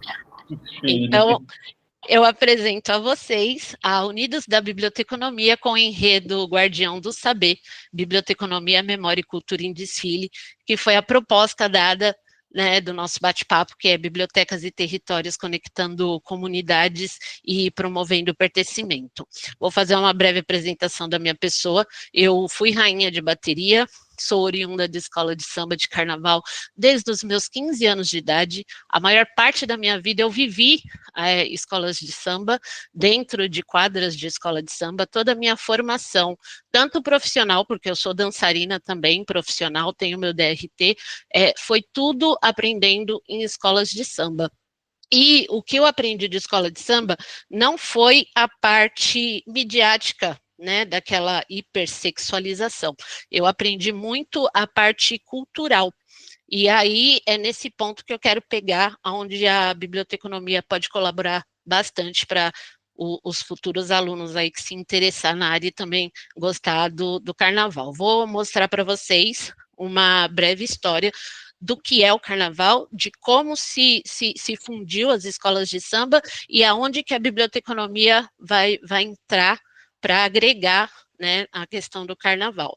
Então, o carnaval brasileiro, ele é uma mistura de influências das festas europeias, né, com os entrudos portugueses, com tradições e ritmos africanos. Tem a questão da religião de matriz africanas também, e aí ele é trazido, né, pelos povos escravizados.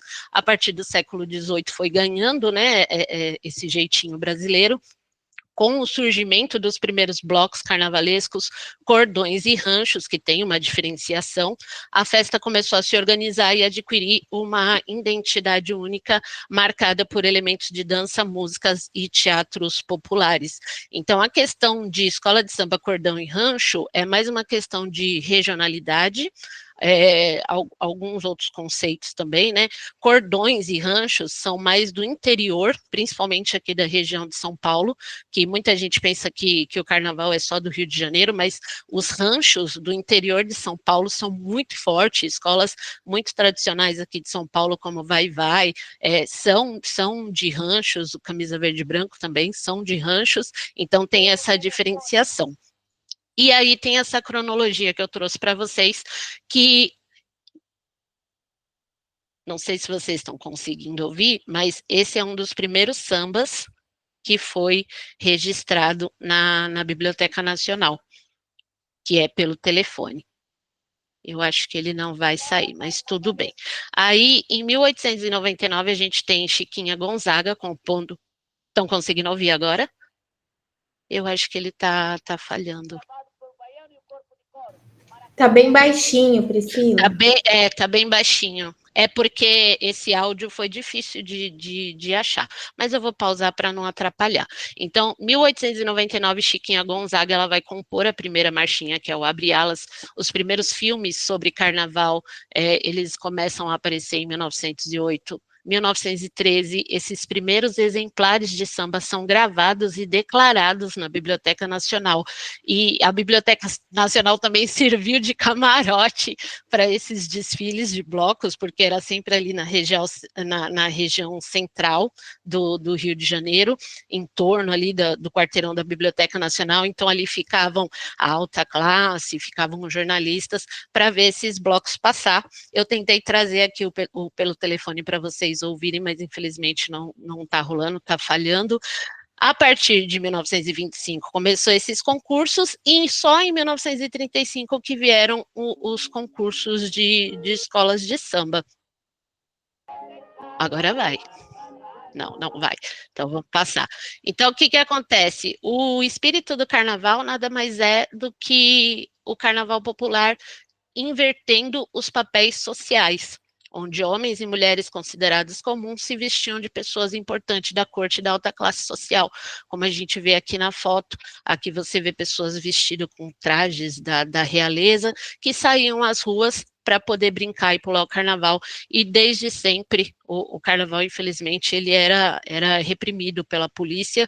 Então, infelizmente, por conta disso, dessa divisão de classes, os carnavais eles foram separados. Então, existia os desfiles da alta classe e tinha a brincadeira mais dos populares, que são as pessoas comuns. Então, a partir de 1910, existe essa separação. Aqui a gente vê os carros alegóricos da elite, então enfeitavam seus carros, a elite ia lá, todo mundo igual, bonitinho, subia no carro, desfilava. Já o blocão do povo, da massa, cada um ia como podia. Esse palhaço no meio do bloco do Eu Sozinho, ele é um jornalista que resolveu fazer esse bloco, todo ano ele saía sozinho, por isso que é o bloco do Eu Sozinho, né, que ele durou de 1917 até 1977, e só depois disso que foi introduzido as escolas de samba. E aí, as primeiras escolas de samba que a gente tem a Deixa Falar, no Rio de Janeiro, de 1928, embora a Portela esse ano ela completou 100 anos, esse ano não, ano passado, ela completou 100 anos, ela é uma escola centenária, só que a Deixa Falar foi a primeira escola de samba porque ela tinha os requisitos para ser uma escola de samba desde a sua formação, porém ela já não existe mais. Então, aqui em São Paulo teve a Lava Pés, em 1937, São Paulo sempre está um pouquinho atrás, então elas passaram a se organizar em desfiles, competições, e elas ocorriam inicialmente, como eu falei, em locais improvisados, e depois ali na Avenida Rio Branco, e foi realizado o primeiro desfile oficial, e após isso, começou então a competição, que é esse desfile que a gente assiste hoje aí, que é transmitido para milhares de países, e que todo mundo aí muitas pessoas gostam, outras nem tanto, mas por trás disso tem todo um movimento. E aí, nas décadas seguintes, o carnaval e as escolas de samba, elas ganham essa popularidade em todo o Brasil, porque a escola de samba não existe só em São Paulo e no Rio de Janeiro, existe em outros lugares, em outras cidades, outros estados, só que a referência mesmo de desfile de escola de samba é Rio de Janeiro e São Paulo. E aí teve a construção do Sambódromo em 1984 no Rio de Janeiro e aqui em São Paulo em 1991. Só que, diante de tudo isso, só a partir dos anos 2000 que o samba foi reconhecido, tanto pelo IPHAN como pela Unesco, um patrimônio cultural e material do Brasil.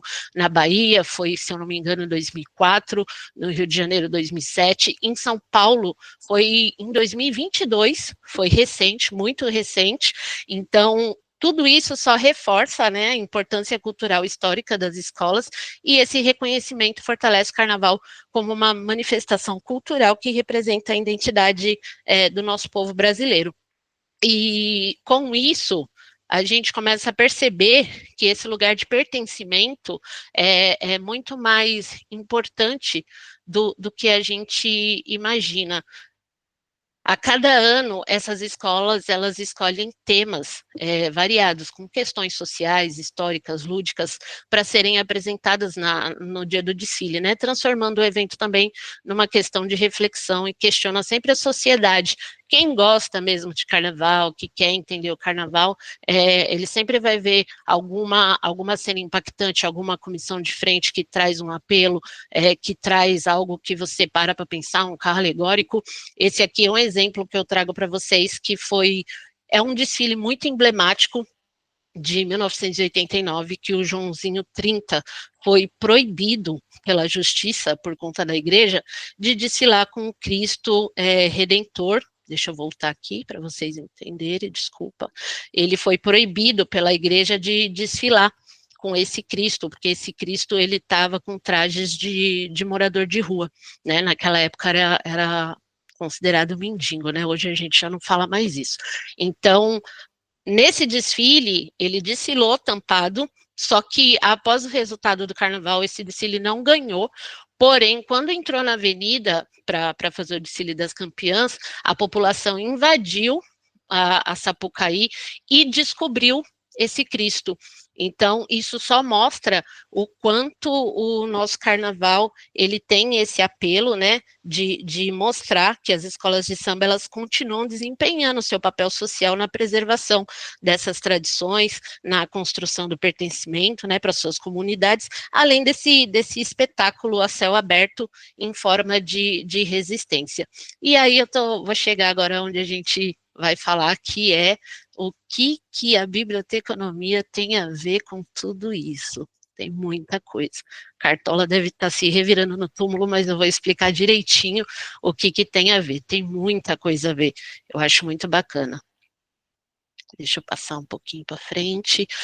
Primeiramente, no contexto literário, muitas escolas de samba, elas usam a literatura, elas fazem homenagem a muitas pessoas, escritores. Então eu trouxe aqui alguns exemplos de 1987, a Mangueira falando de Carlos Drummond de Andrade, 92, a Estácio de Sá falando de Mário de Andrade, 2001, a Tijuca falando de Nelson Rodrigues, 2009, o Clube Literário falando de Machado de Assis e Guimarães Rosas, a Mocidade Independente de Padre Miguel, 2010, História Sem Fim, o Salgueiro, além dele explorar o tema, o livro físico mesmo, ele também falou da questão das histórias literárias de forma geral. Eu queria colocar trechos de desfiles aqui, de carros alegóricos com livros, tinha carro alegórico com biblioteca, mas aí a gente ia se estender demais nessa questão. E não foi só no Rio de Janeiro, aqui em São Paulo também, a gente teve desfiles marcantes que têm muita relação com a literatura. Em 2008, a Mancha Verde veio falando de Ariano Suassuna, 2012, a Mocidade Alegre traz o Tenda dos Milagres, 2022, o Colorado do Brás trouxe Carolina Maria de Jesus, de uma forma mais lúdica, né, porque todo mundo sabe que a história de vida dela não é nada né, é triste, é bonita no sentido da superação dela como escritora, mas não dá para a gente romantizar a miséria. Então, ele trouxe ela de uma forma lúdica como a Cinderela Negra do Canindé. Em 2024, a escola a qual eu faço parte, a Estrela do Terceiro Milênio, veio falando da vovó Cici, que a vovó Cici, ela é uma griot, ela é uma baiana, né, religiosa de matriz africana, que é uma contadora de histórias, e ela conta histórias da mitologia africana. Então, a escola fez uma homenagem a ela, através da contação de história dela. E agora, em 2025, a Império de Casa Verde também vai trazer, cantando contos, e que falam da literatura. E aí, esse é o aspecto do contexto literário. Agora, vamos lá para o bastidor, que é onde que a fábrica do carnaval acontece, e aonde que o bibliotecário ele vai poder atuar. Que, inclusive, eu já estou atuando, viu, pessoal? O meu marido é diretor de carnaval e direto e reto ele está me pedindo sempre um suporte, faz uma pesquisa disso para mim, vê se isso está certo, vê se isso não está. Eu falei, vou começar a cobrar. Então, assim, a organização de acervos históricos, bibliotecários e técnicos, eu vou me inserir, né? Eu vou colocar nós podemos ajudar a catalogar, organizar documentos, fotos, vídeos e materiais históricos das escolas de samba, como samba enredos, figurinos, alegorias, e isso vai só assegurar, né, essa questão dos registros, para que eles não se percam e permaneçam acessíveis. A digitalização e o acesso digital, hoje todas as escolas de samba de alto nível, né, que são as da elite, do grupo especial, elas têm redes sociais, elas têm seus sites, elas têm essas informações digitalizadas. Infelizmente, nem todas têm o acesso, mas com essa digitalização, materiais históricos podem ser preservados e compartilhados online. Nós, bibliotecários, né, técnicos de biblioteconomia, eles são capacitados para gerenciar esse processo, o que facilita o acesso de pesquisadores, enredistas e historiadores. Então, o técnico de biblioteconomia, ele pode atuar como enredista. Enredista é aquele que vai criar um enredo, ele vai criar a história, né? Ele vai ajudar, junto com o carnavalesco, a criar um enredo, ver se determinado assunto da samba, se tem conteúdo, se tem consistência, principalmente também historiadores. É por isso que eu estou nessa praia, história, agora biblioteconomia, porque eu faço parte agora dos bastidores. Então, a gente sempre vai estar preservando esse conteúdo físico na questão de digitalização. Infelizmente, tem escolas de samba que não tem nem quadra. Quem dirá um acervo? Quem dirá uma sala que tenha o seu material, né, para poder mostrar a sua comunidade. Então, as bibliotecas, os bibliotecários, eles podem trabalhar nessa questão de comunidades, auxiliando na criação de arquivos locais, registrando histórias, depoimentos. Muitas escolas têm pessoas importantes, de uma bagagem tremenda, que são os membros das escolas, que infelizmente caem no esquecimento. As pessoas não conhecem o verdadeiro carnaval. Eu costumo dizer que esse é o verdadeiro carnaval raiz, não é o carnaval globeleza dos corpos, né, e de outras coisas que não é tão interessante para a gente quanto sambista. Então, garantindo sempre que essa memória dessas escolas sejam preservadas. Se eu não me engano, a Portela, lá no Rio de Janeiro, foi a primeira escola a ter uma biblioteca. O pessoal sabe que o meu tema do TCC com os meus colegas teve essa relação. A minha escola que eu faço parte, ela não tem uma biblioteca, mas ela tem uma parceria com um centro cultural, e nesse centro cultural tem uma sala de leitura, né? Tem um espaço de leitura que, infelizmente, está fechado. A gente fez todo esse levantamento, a gente descobriu que lá no extremo sul, que é onde a escola fica, o extremo sul de São Paulo, não possui bibliotecas municipais. A mais próxima fica em Santo Amaro, aí depois tem nos Céus, lá para o fundão mesmo. Então, a gente está batalhando para que futuramente, quem sabe, as escolas tenham esse acesso também de manter uma biblioteca ativa e, né, atuante e principalmente preservando a sua história. A gente também pode trabalhar na questão de curadoria de temas e pesquisas históricas. Como eu disse, escolher um tema de um desfile exige muita pesquisa detalhada. Nós, como bibliotecário e técnico, somos especialistas em localizar e organizar essas fontes confiáveis para pesquisa, ajudando as escolas a encontrar as informações históricas, culturais e sociais que enriquecem o tema do desfile e garantem uma representação fiel. Né? A gente também pode ter esse apoio à interpretação e à contextualização cultural, sempre auxiliando na escola como compreender melhor esses elementos culturais e históricos do tema escolhido. Esse suporte vai ajudar na construção de enredos que respeitam a diversidade e a complexidade das culturas representadas. Como, por exemplo, não adianta nada a gente falar de África e na hora que você vê na avenida, você vê uma ala que não tem nada a ver, né, com África, que não te remete à África, que eu vou chegar nesse ponto onde eu quero que vocês consigam entender a importância que a biblioteconomia pode ter dentro de um carnaval. Então, a gente vai ter também esses estabelecimentos de parcerias com museus e arquivos, podendo facilitar, né, essa parceria, que possuam material relevante para o tema, e essas colaborações sempre vão ampliar o acesso à informação e enriquecendo a pesquisa. Eu citei o Carnaval de 2022 da Colorado do Brás, né, e o Colorado do Brás, ele falou da Carolina através de uma exposição, se eu não me engano era na Bela Vista, através dessa exposição que eles conseguiram todo o material de pesquisa para poder fazer o enredo, para começar, né, a planejar o enredo. Voltei, calma lá. Estou falando muito rápido? Acho que não, né? Vamos lá. Eu tirei alguns vídeos, eu queria deixar alguns vídeos, mas eu sei que o tempo é curto, então eu acabei dando uma boa enxugada aqui na apresentação. A biblioteconomia também, ela vai entrar, obviamente, no espaço, né, de trabalho, nas oficinas, nas palestras sobre cultura carnavalesca.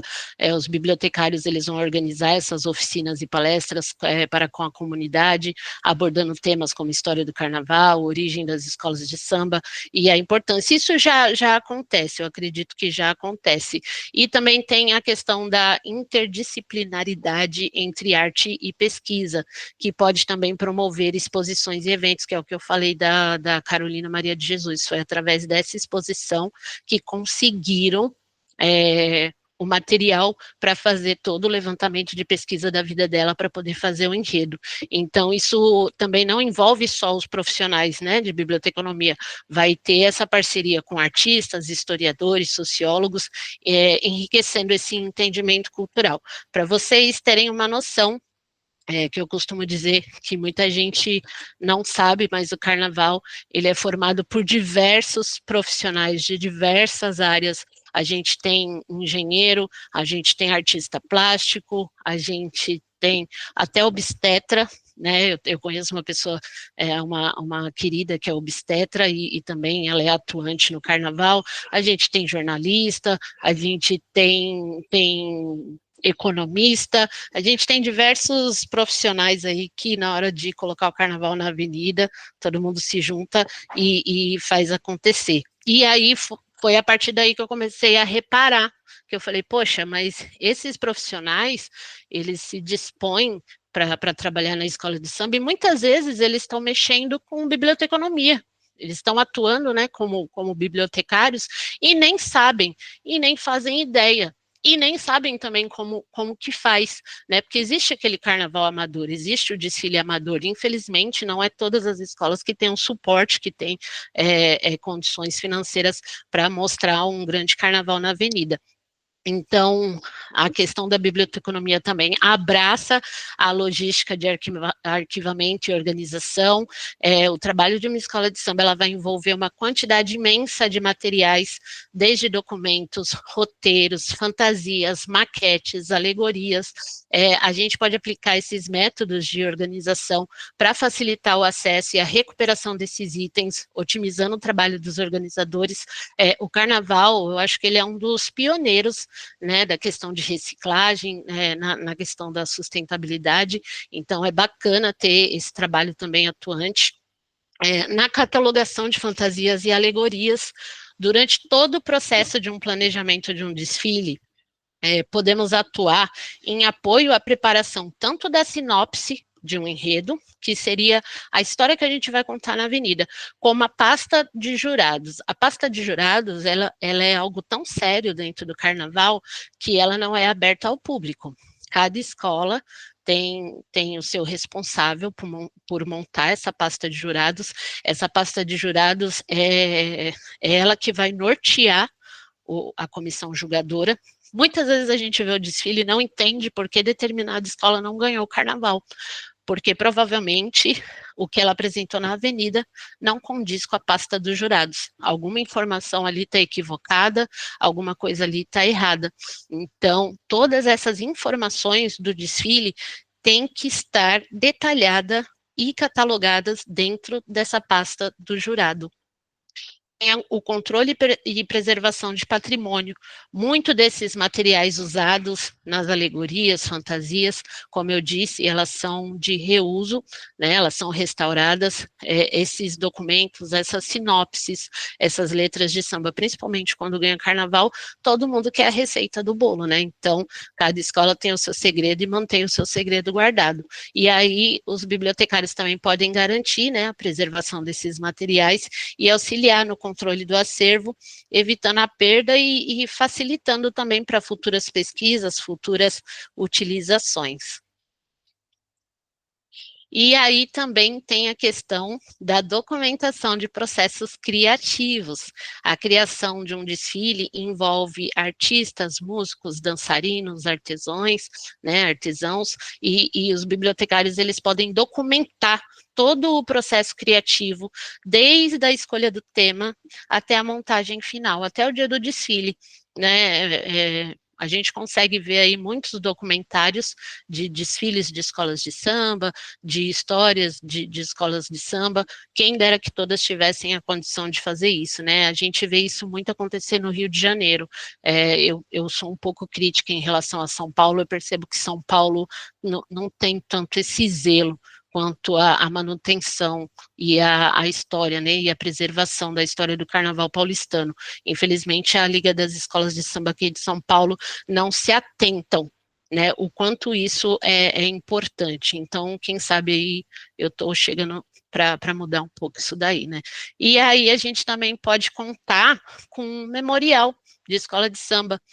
Os bibliotecários, eles podem auxiliar a criar um memorial de escola de samba que reúna seus desfiles memoráveis, que apresente suas vitórias, seus legados, como eu disse, né, de membros, como eu apresentei aí, não sei se vocês foram vendo ao longo de cada slide, tinha um baluarte, tinha uma matriarca, um patriarca do carnaval, são essas pessoas que fizeram o carnaval de verdade, né, e é o que eu falei, muitas delas são esquecidas, são desvalorizadas, porque não tem esse acervo, não tem esse conteúdo para se mostrar para as futuras gerações.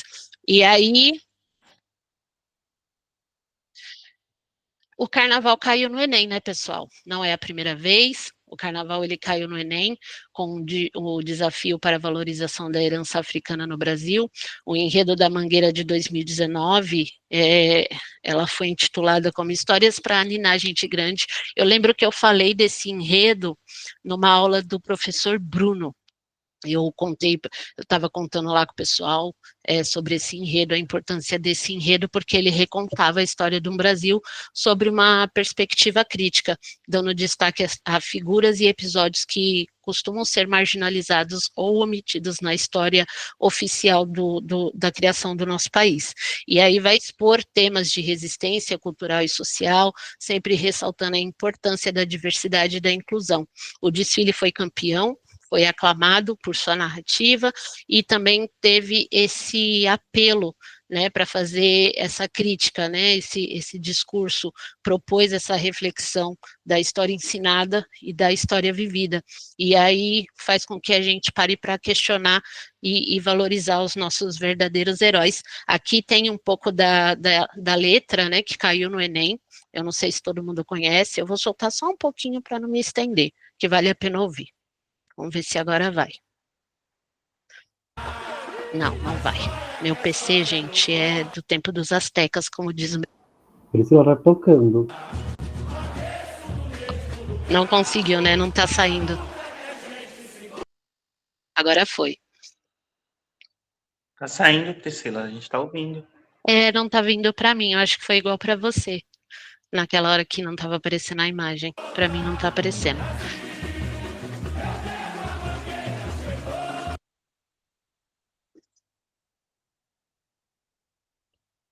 Eu acho que não está saindo direito, porque para mim não está. Então, aqui tem a letra do samba, que caiu, né, no Enem, e isso também é um material que pode ser utilizado por nós, né, como bibliotecários, na questão da preservação. O samba enredo como um registro histórico. As letras dos sambas enredos contam histórias sobre personagens, eventos marcantes e temas sociais, e as bibliotecas podem organizar esse registro como uma cronologia cultural, sempre ajudando os estudantes, pesquisadores, usuários, público em geral, né, explorando os diferentes momentos a partir de uma música, né, e esse material, ele é didático e pode ser utilizado, então a gente também pode produzir esse material informativo sobre a história do samba, o significado dos desfiles, o significado dos enredos, dos sambas enredos, sempre promovendo o letramento cultural e histórico entre os jovens da nossa comunidade. Então, eu chego à conclusão que sim, né, a biblioteca também desfila. Eu espero que a partir daí as pessoas consigam perceber o quanto o carnaval é importante, tendo essa outra visão, a visão dos bastidores, e aqui eu não trouxe referências bibliográficas, eu trouxe minhas referências carnavalescas. Como eu disse, são pessoas que fizeram muito para que o carnaval chegasse onde está hoje, são pessoas que me ensinaram, que me mostraram que o carnaval não é, vou usar um termo chulo, né, que é só folia e bater bunda. O carnaval é cultura. Aqui a gente tem mestre de bateria, tem diretor de carnaval, tem coordenador da Liga do Carnaval das Escolas de Samba, tem professora de samba, tem compositor. Esse senhor aqui de amarelo, ele estava na FESP, na última vez que eu estava lá com a Lides, ele estava lá com a velha guarda do Vai Vai, fazendo uma apresentação. Ele é um querido. Com ele eu fui para fora do Brasil, conheci Paris, conheci a Suíça, conheci Cazaquistão, muitos lugares bem, bem legais, e tudo em nome do carnaval, tudo em nome da cultura do samba. E aqui é o meu digníssimo esposo, que ele é diretor de carnaval, não por nada, mas ele é uma das maiores referências que tem na atualidade. Ele é o que coordena o carnaval, ele que solta as escolas de samba. Às vezes vocês vão ouvir a voz dele lá na hora que está transmitindo, ele soltando a escola. Então, essas pessoas têm uma importância para mim e um peso muito grande no carnaval, e eu penso em retribuir, né? Então, como eu parei de dançar aos 40, quando chegou a pandemia, eu falei, tá na hora, então chega, né? Então, eu falei, como que eu vou conseguir atuar no carnaval a partir daí? E foi aí que eu decidi voltar a estudar, pelo incentivo da minha filha.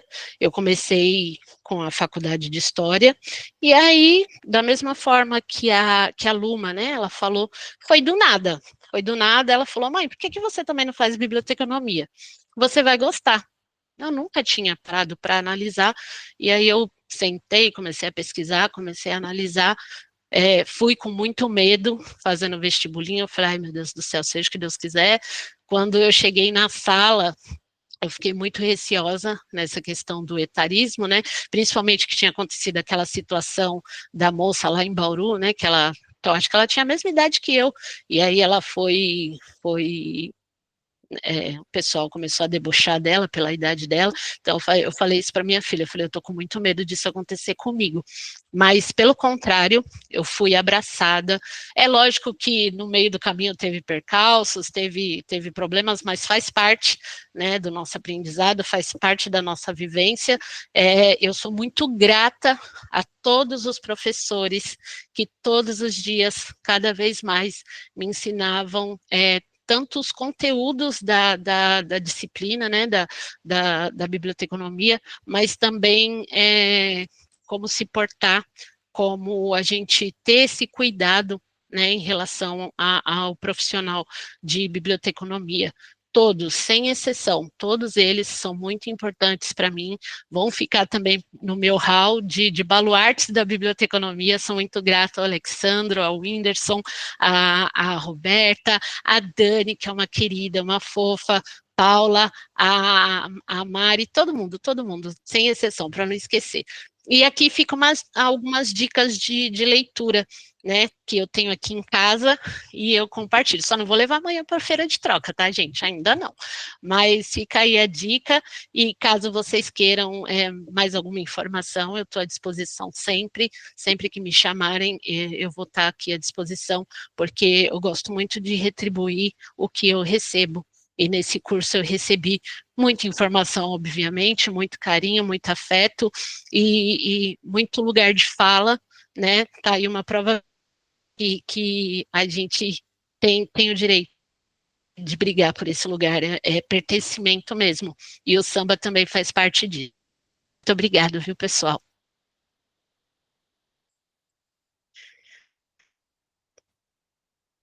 Fala maravilhosa, que aula, Priscila. Nossa, fantástico. Né? Eu não de toda essa potência, de toda essa importância do carnaval dentro de todo esse contexto, né? Todos os fatos históricos, a gente pesquisa uma coisa ali, chega uma informação vez ou outra, mas tudo isso amarrado e contextualizado e relacionado com a nossa área, né? Assim, eu nunca tinha imaginado, né? Parabéns mesmo, muito bom, assim. Assim, hoje eu tô saindo daqui assim, com vários aprendizados novos, né? Assim, a gente nem imagina, né? A ideia era falar um pouquinho do curso, falar dos 10 anos, e a gente tem várias aulas da professora Suelen, da Priscila, da Luma, com Kairos, assim, fantástico, gente, ó. Muito bom, e a gente conseguiu manter um bom público até agora, né? A gente está encaminhando para o final, eu gostaria de saber se alguém tem alguma pergunta para as pessoas, tem algum comentário, né?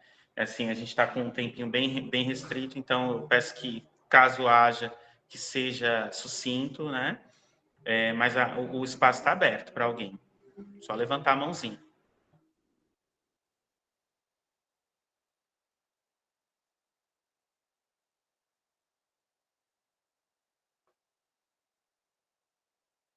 Ninguém?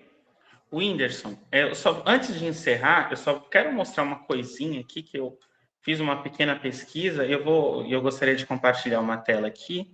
Deixa eu ver se eu acho. Janela. Só um minutinho. São as fotos.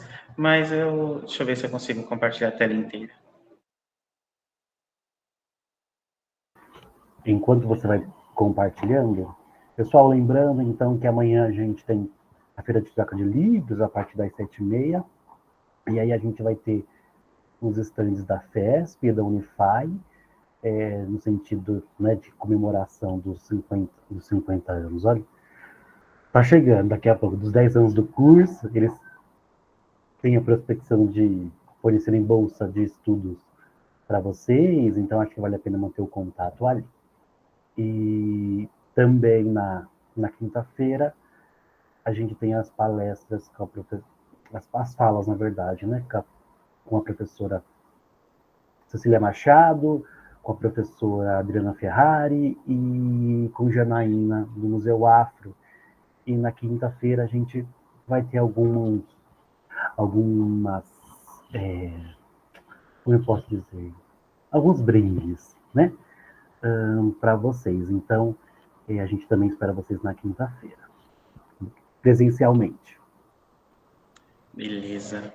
Então, pessoal, eu fiz umas pesquisas, conversei com o pessoal, fui atrás, procurei, revirei aqui meus arquivos, encontrei algumas fotos antigas. Elas não estão seguindo uma ordem cronológica, mas só para a gente ver assim alguns momentos que o nosso curso teve entre eventos, aulas práticas, passeios, enfim, né? E aí, conforme eu for lembrando, eu vou falando um pouquinho das fotos, né?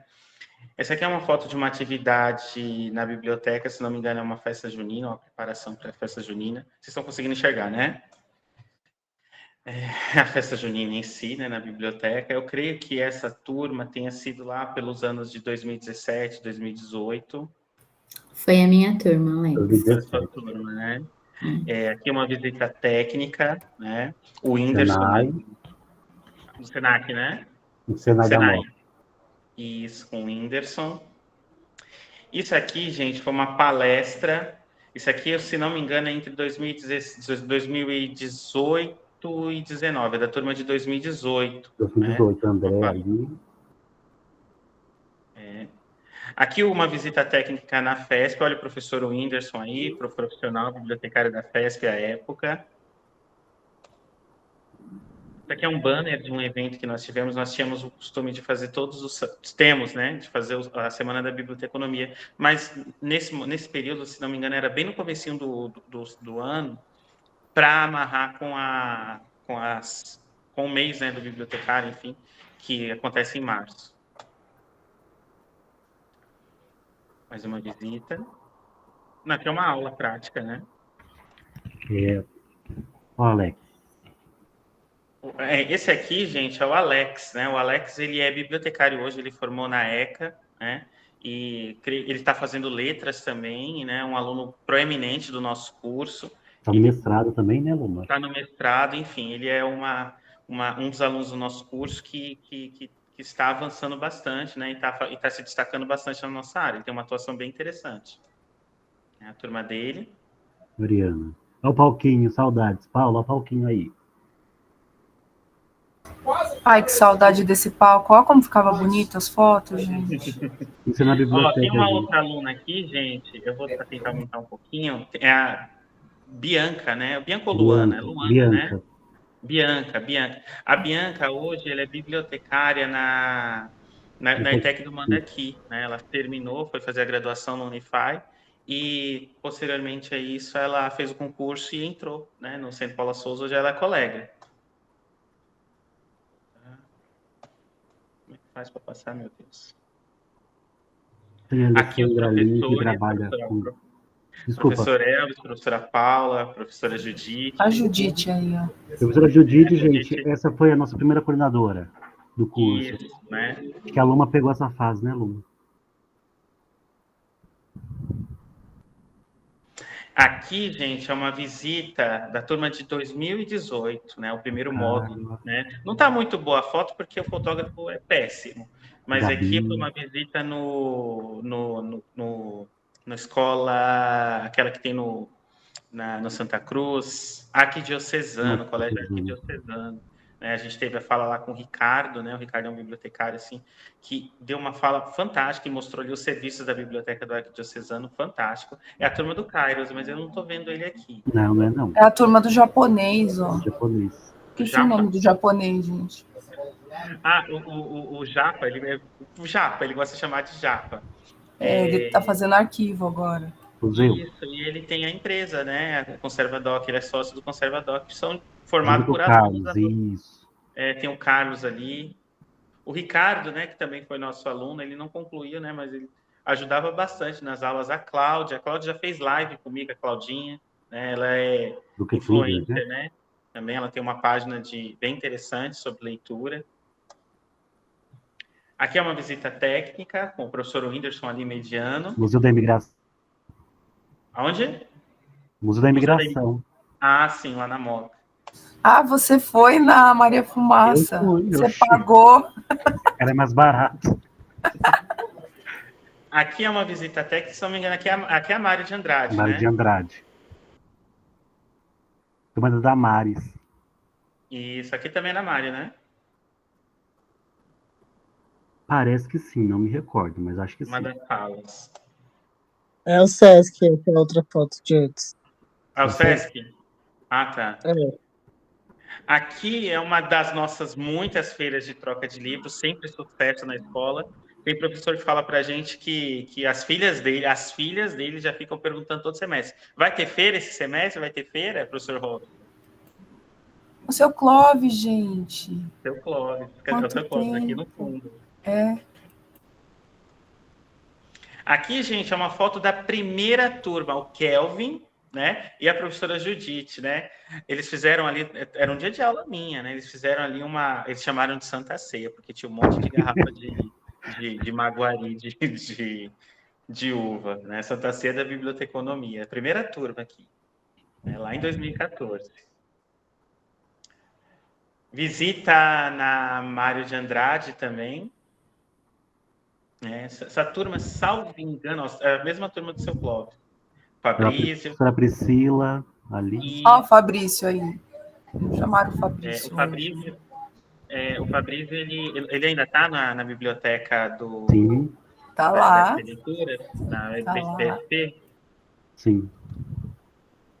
Aqui é uma palestra, isso aqui da primeira turma, né? Uma palestra com a professora Maria Cecília Rizzi.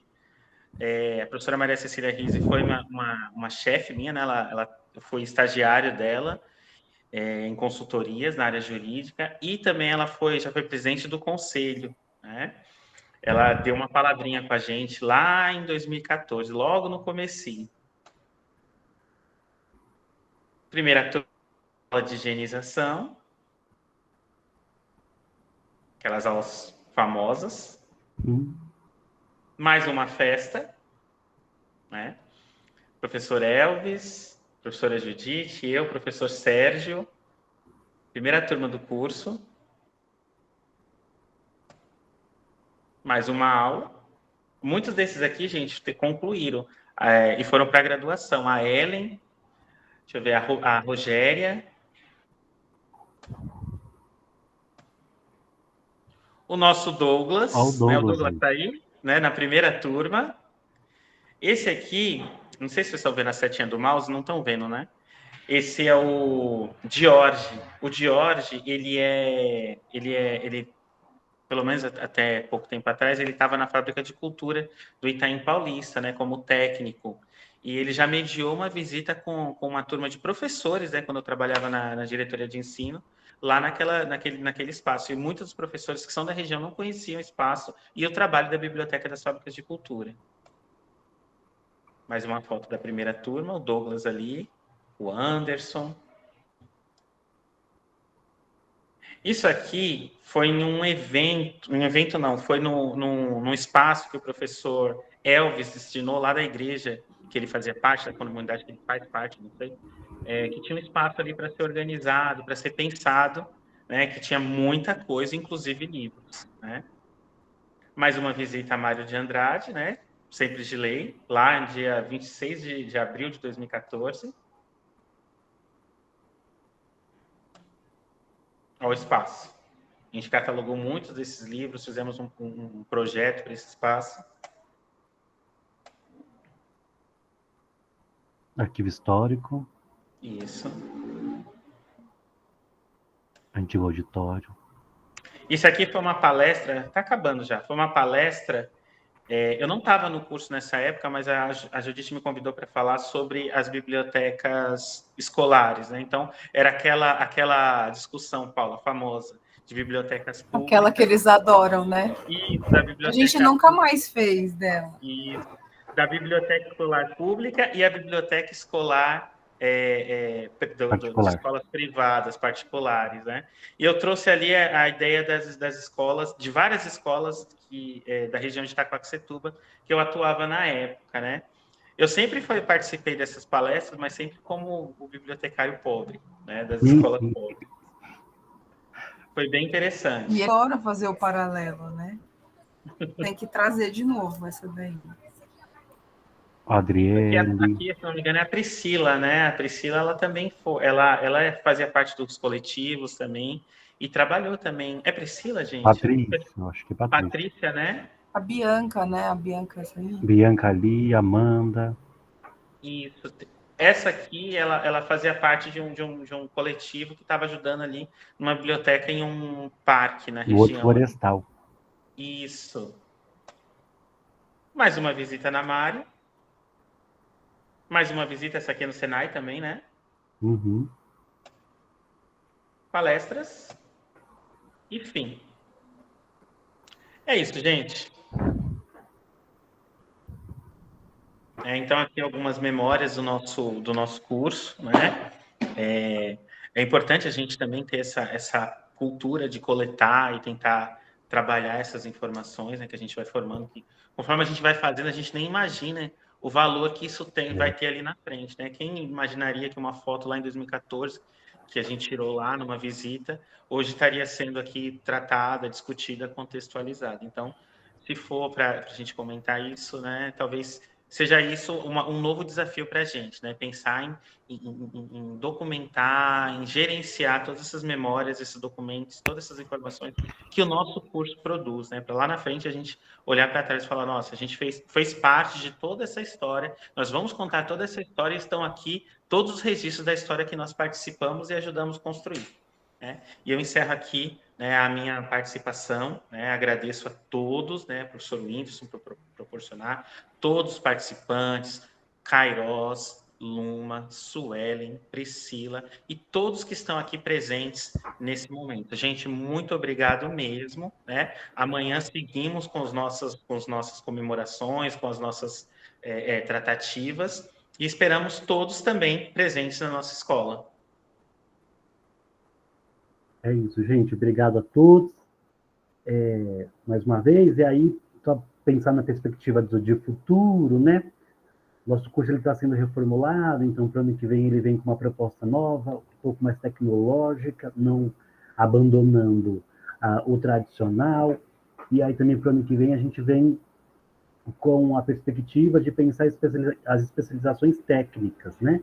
Então, vamos se reunir para pensar a questão da especialização em bibliotecas escolares, em gestão de informação digital e mediação da leitura. Então, para esses 10 anos, né, a gente chega nesse momento de reflexão, né, de olhar o passado, mas também de pensar daqui para frente. Eu acho que essa perspectiva do curso parte a partir de agora, né, com pensar também que a gente está com um corpo de professores que tem ajudado bastante também a pensar todas essas reformulações, pensar todo esse engajamento que o curso sempre teve, né? E como o Alexandre colocou no início da fala dele, né?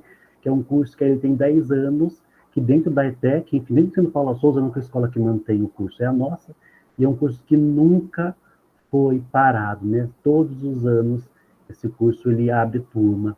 Pandemia, a gente passou por um processo bem difícil na manutenção, né? A ponto de até Centro Paulo Souza sugeriu o bloqueio, a gente falou, opa, não, a gente vai dar um jeito, né? Que a gente sabe, bloqueio a gente tem medo justamente por conta de museologia. Então, a gente deu um jeito e tem conseguido tocar o curso. Mas agradeço a todos, de certa forma, por hoje, e a gente se encontra nos próximos dias. Muito obrigado, Luma, Kairos, Suelen, Priscila e os demais que participaram. Obrigado, pessoal. Até amanhã. Eu vou estar aí, hein? Isso aí. Tchau, gente. Obrigada, pessoal. Muito Tchau, obrigada, boa noite. gente. Boa noite, boa semana. Tchau, tchau. Boa noite. Tchau. Pessoal, venham comemorar, porque 10 anos ininterruptos no centro é um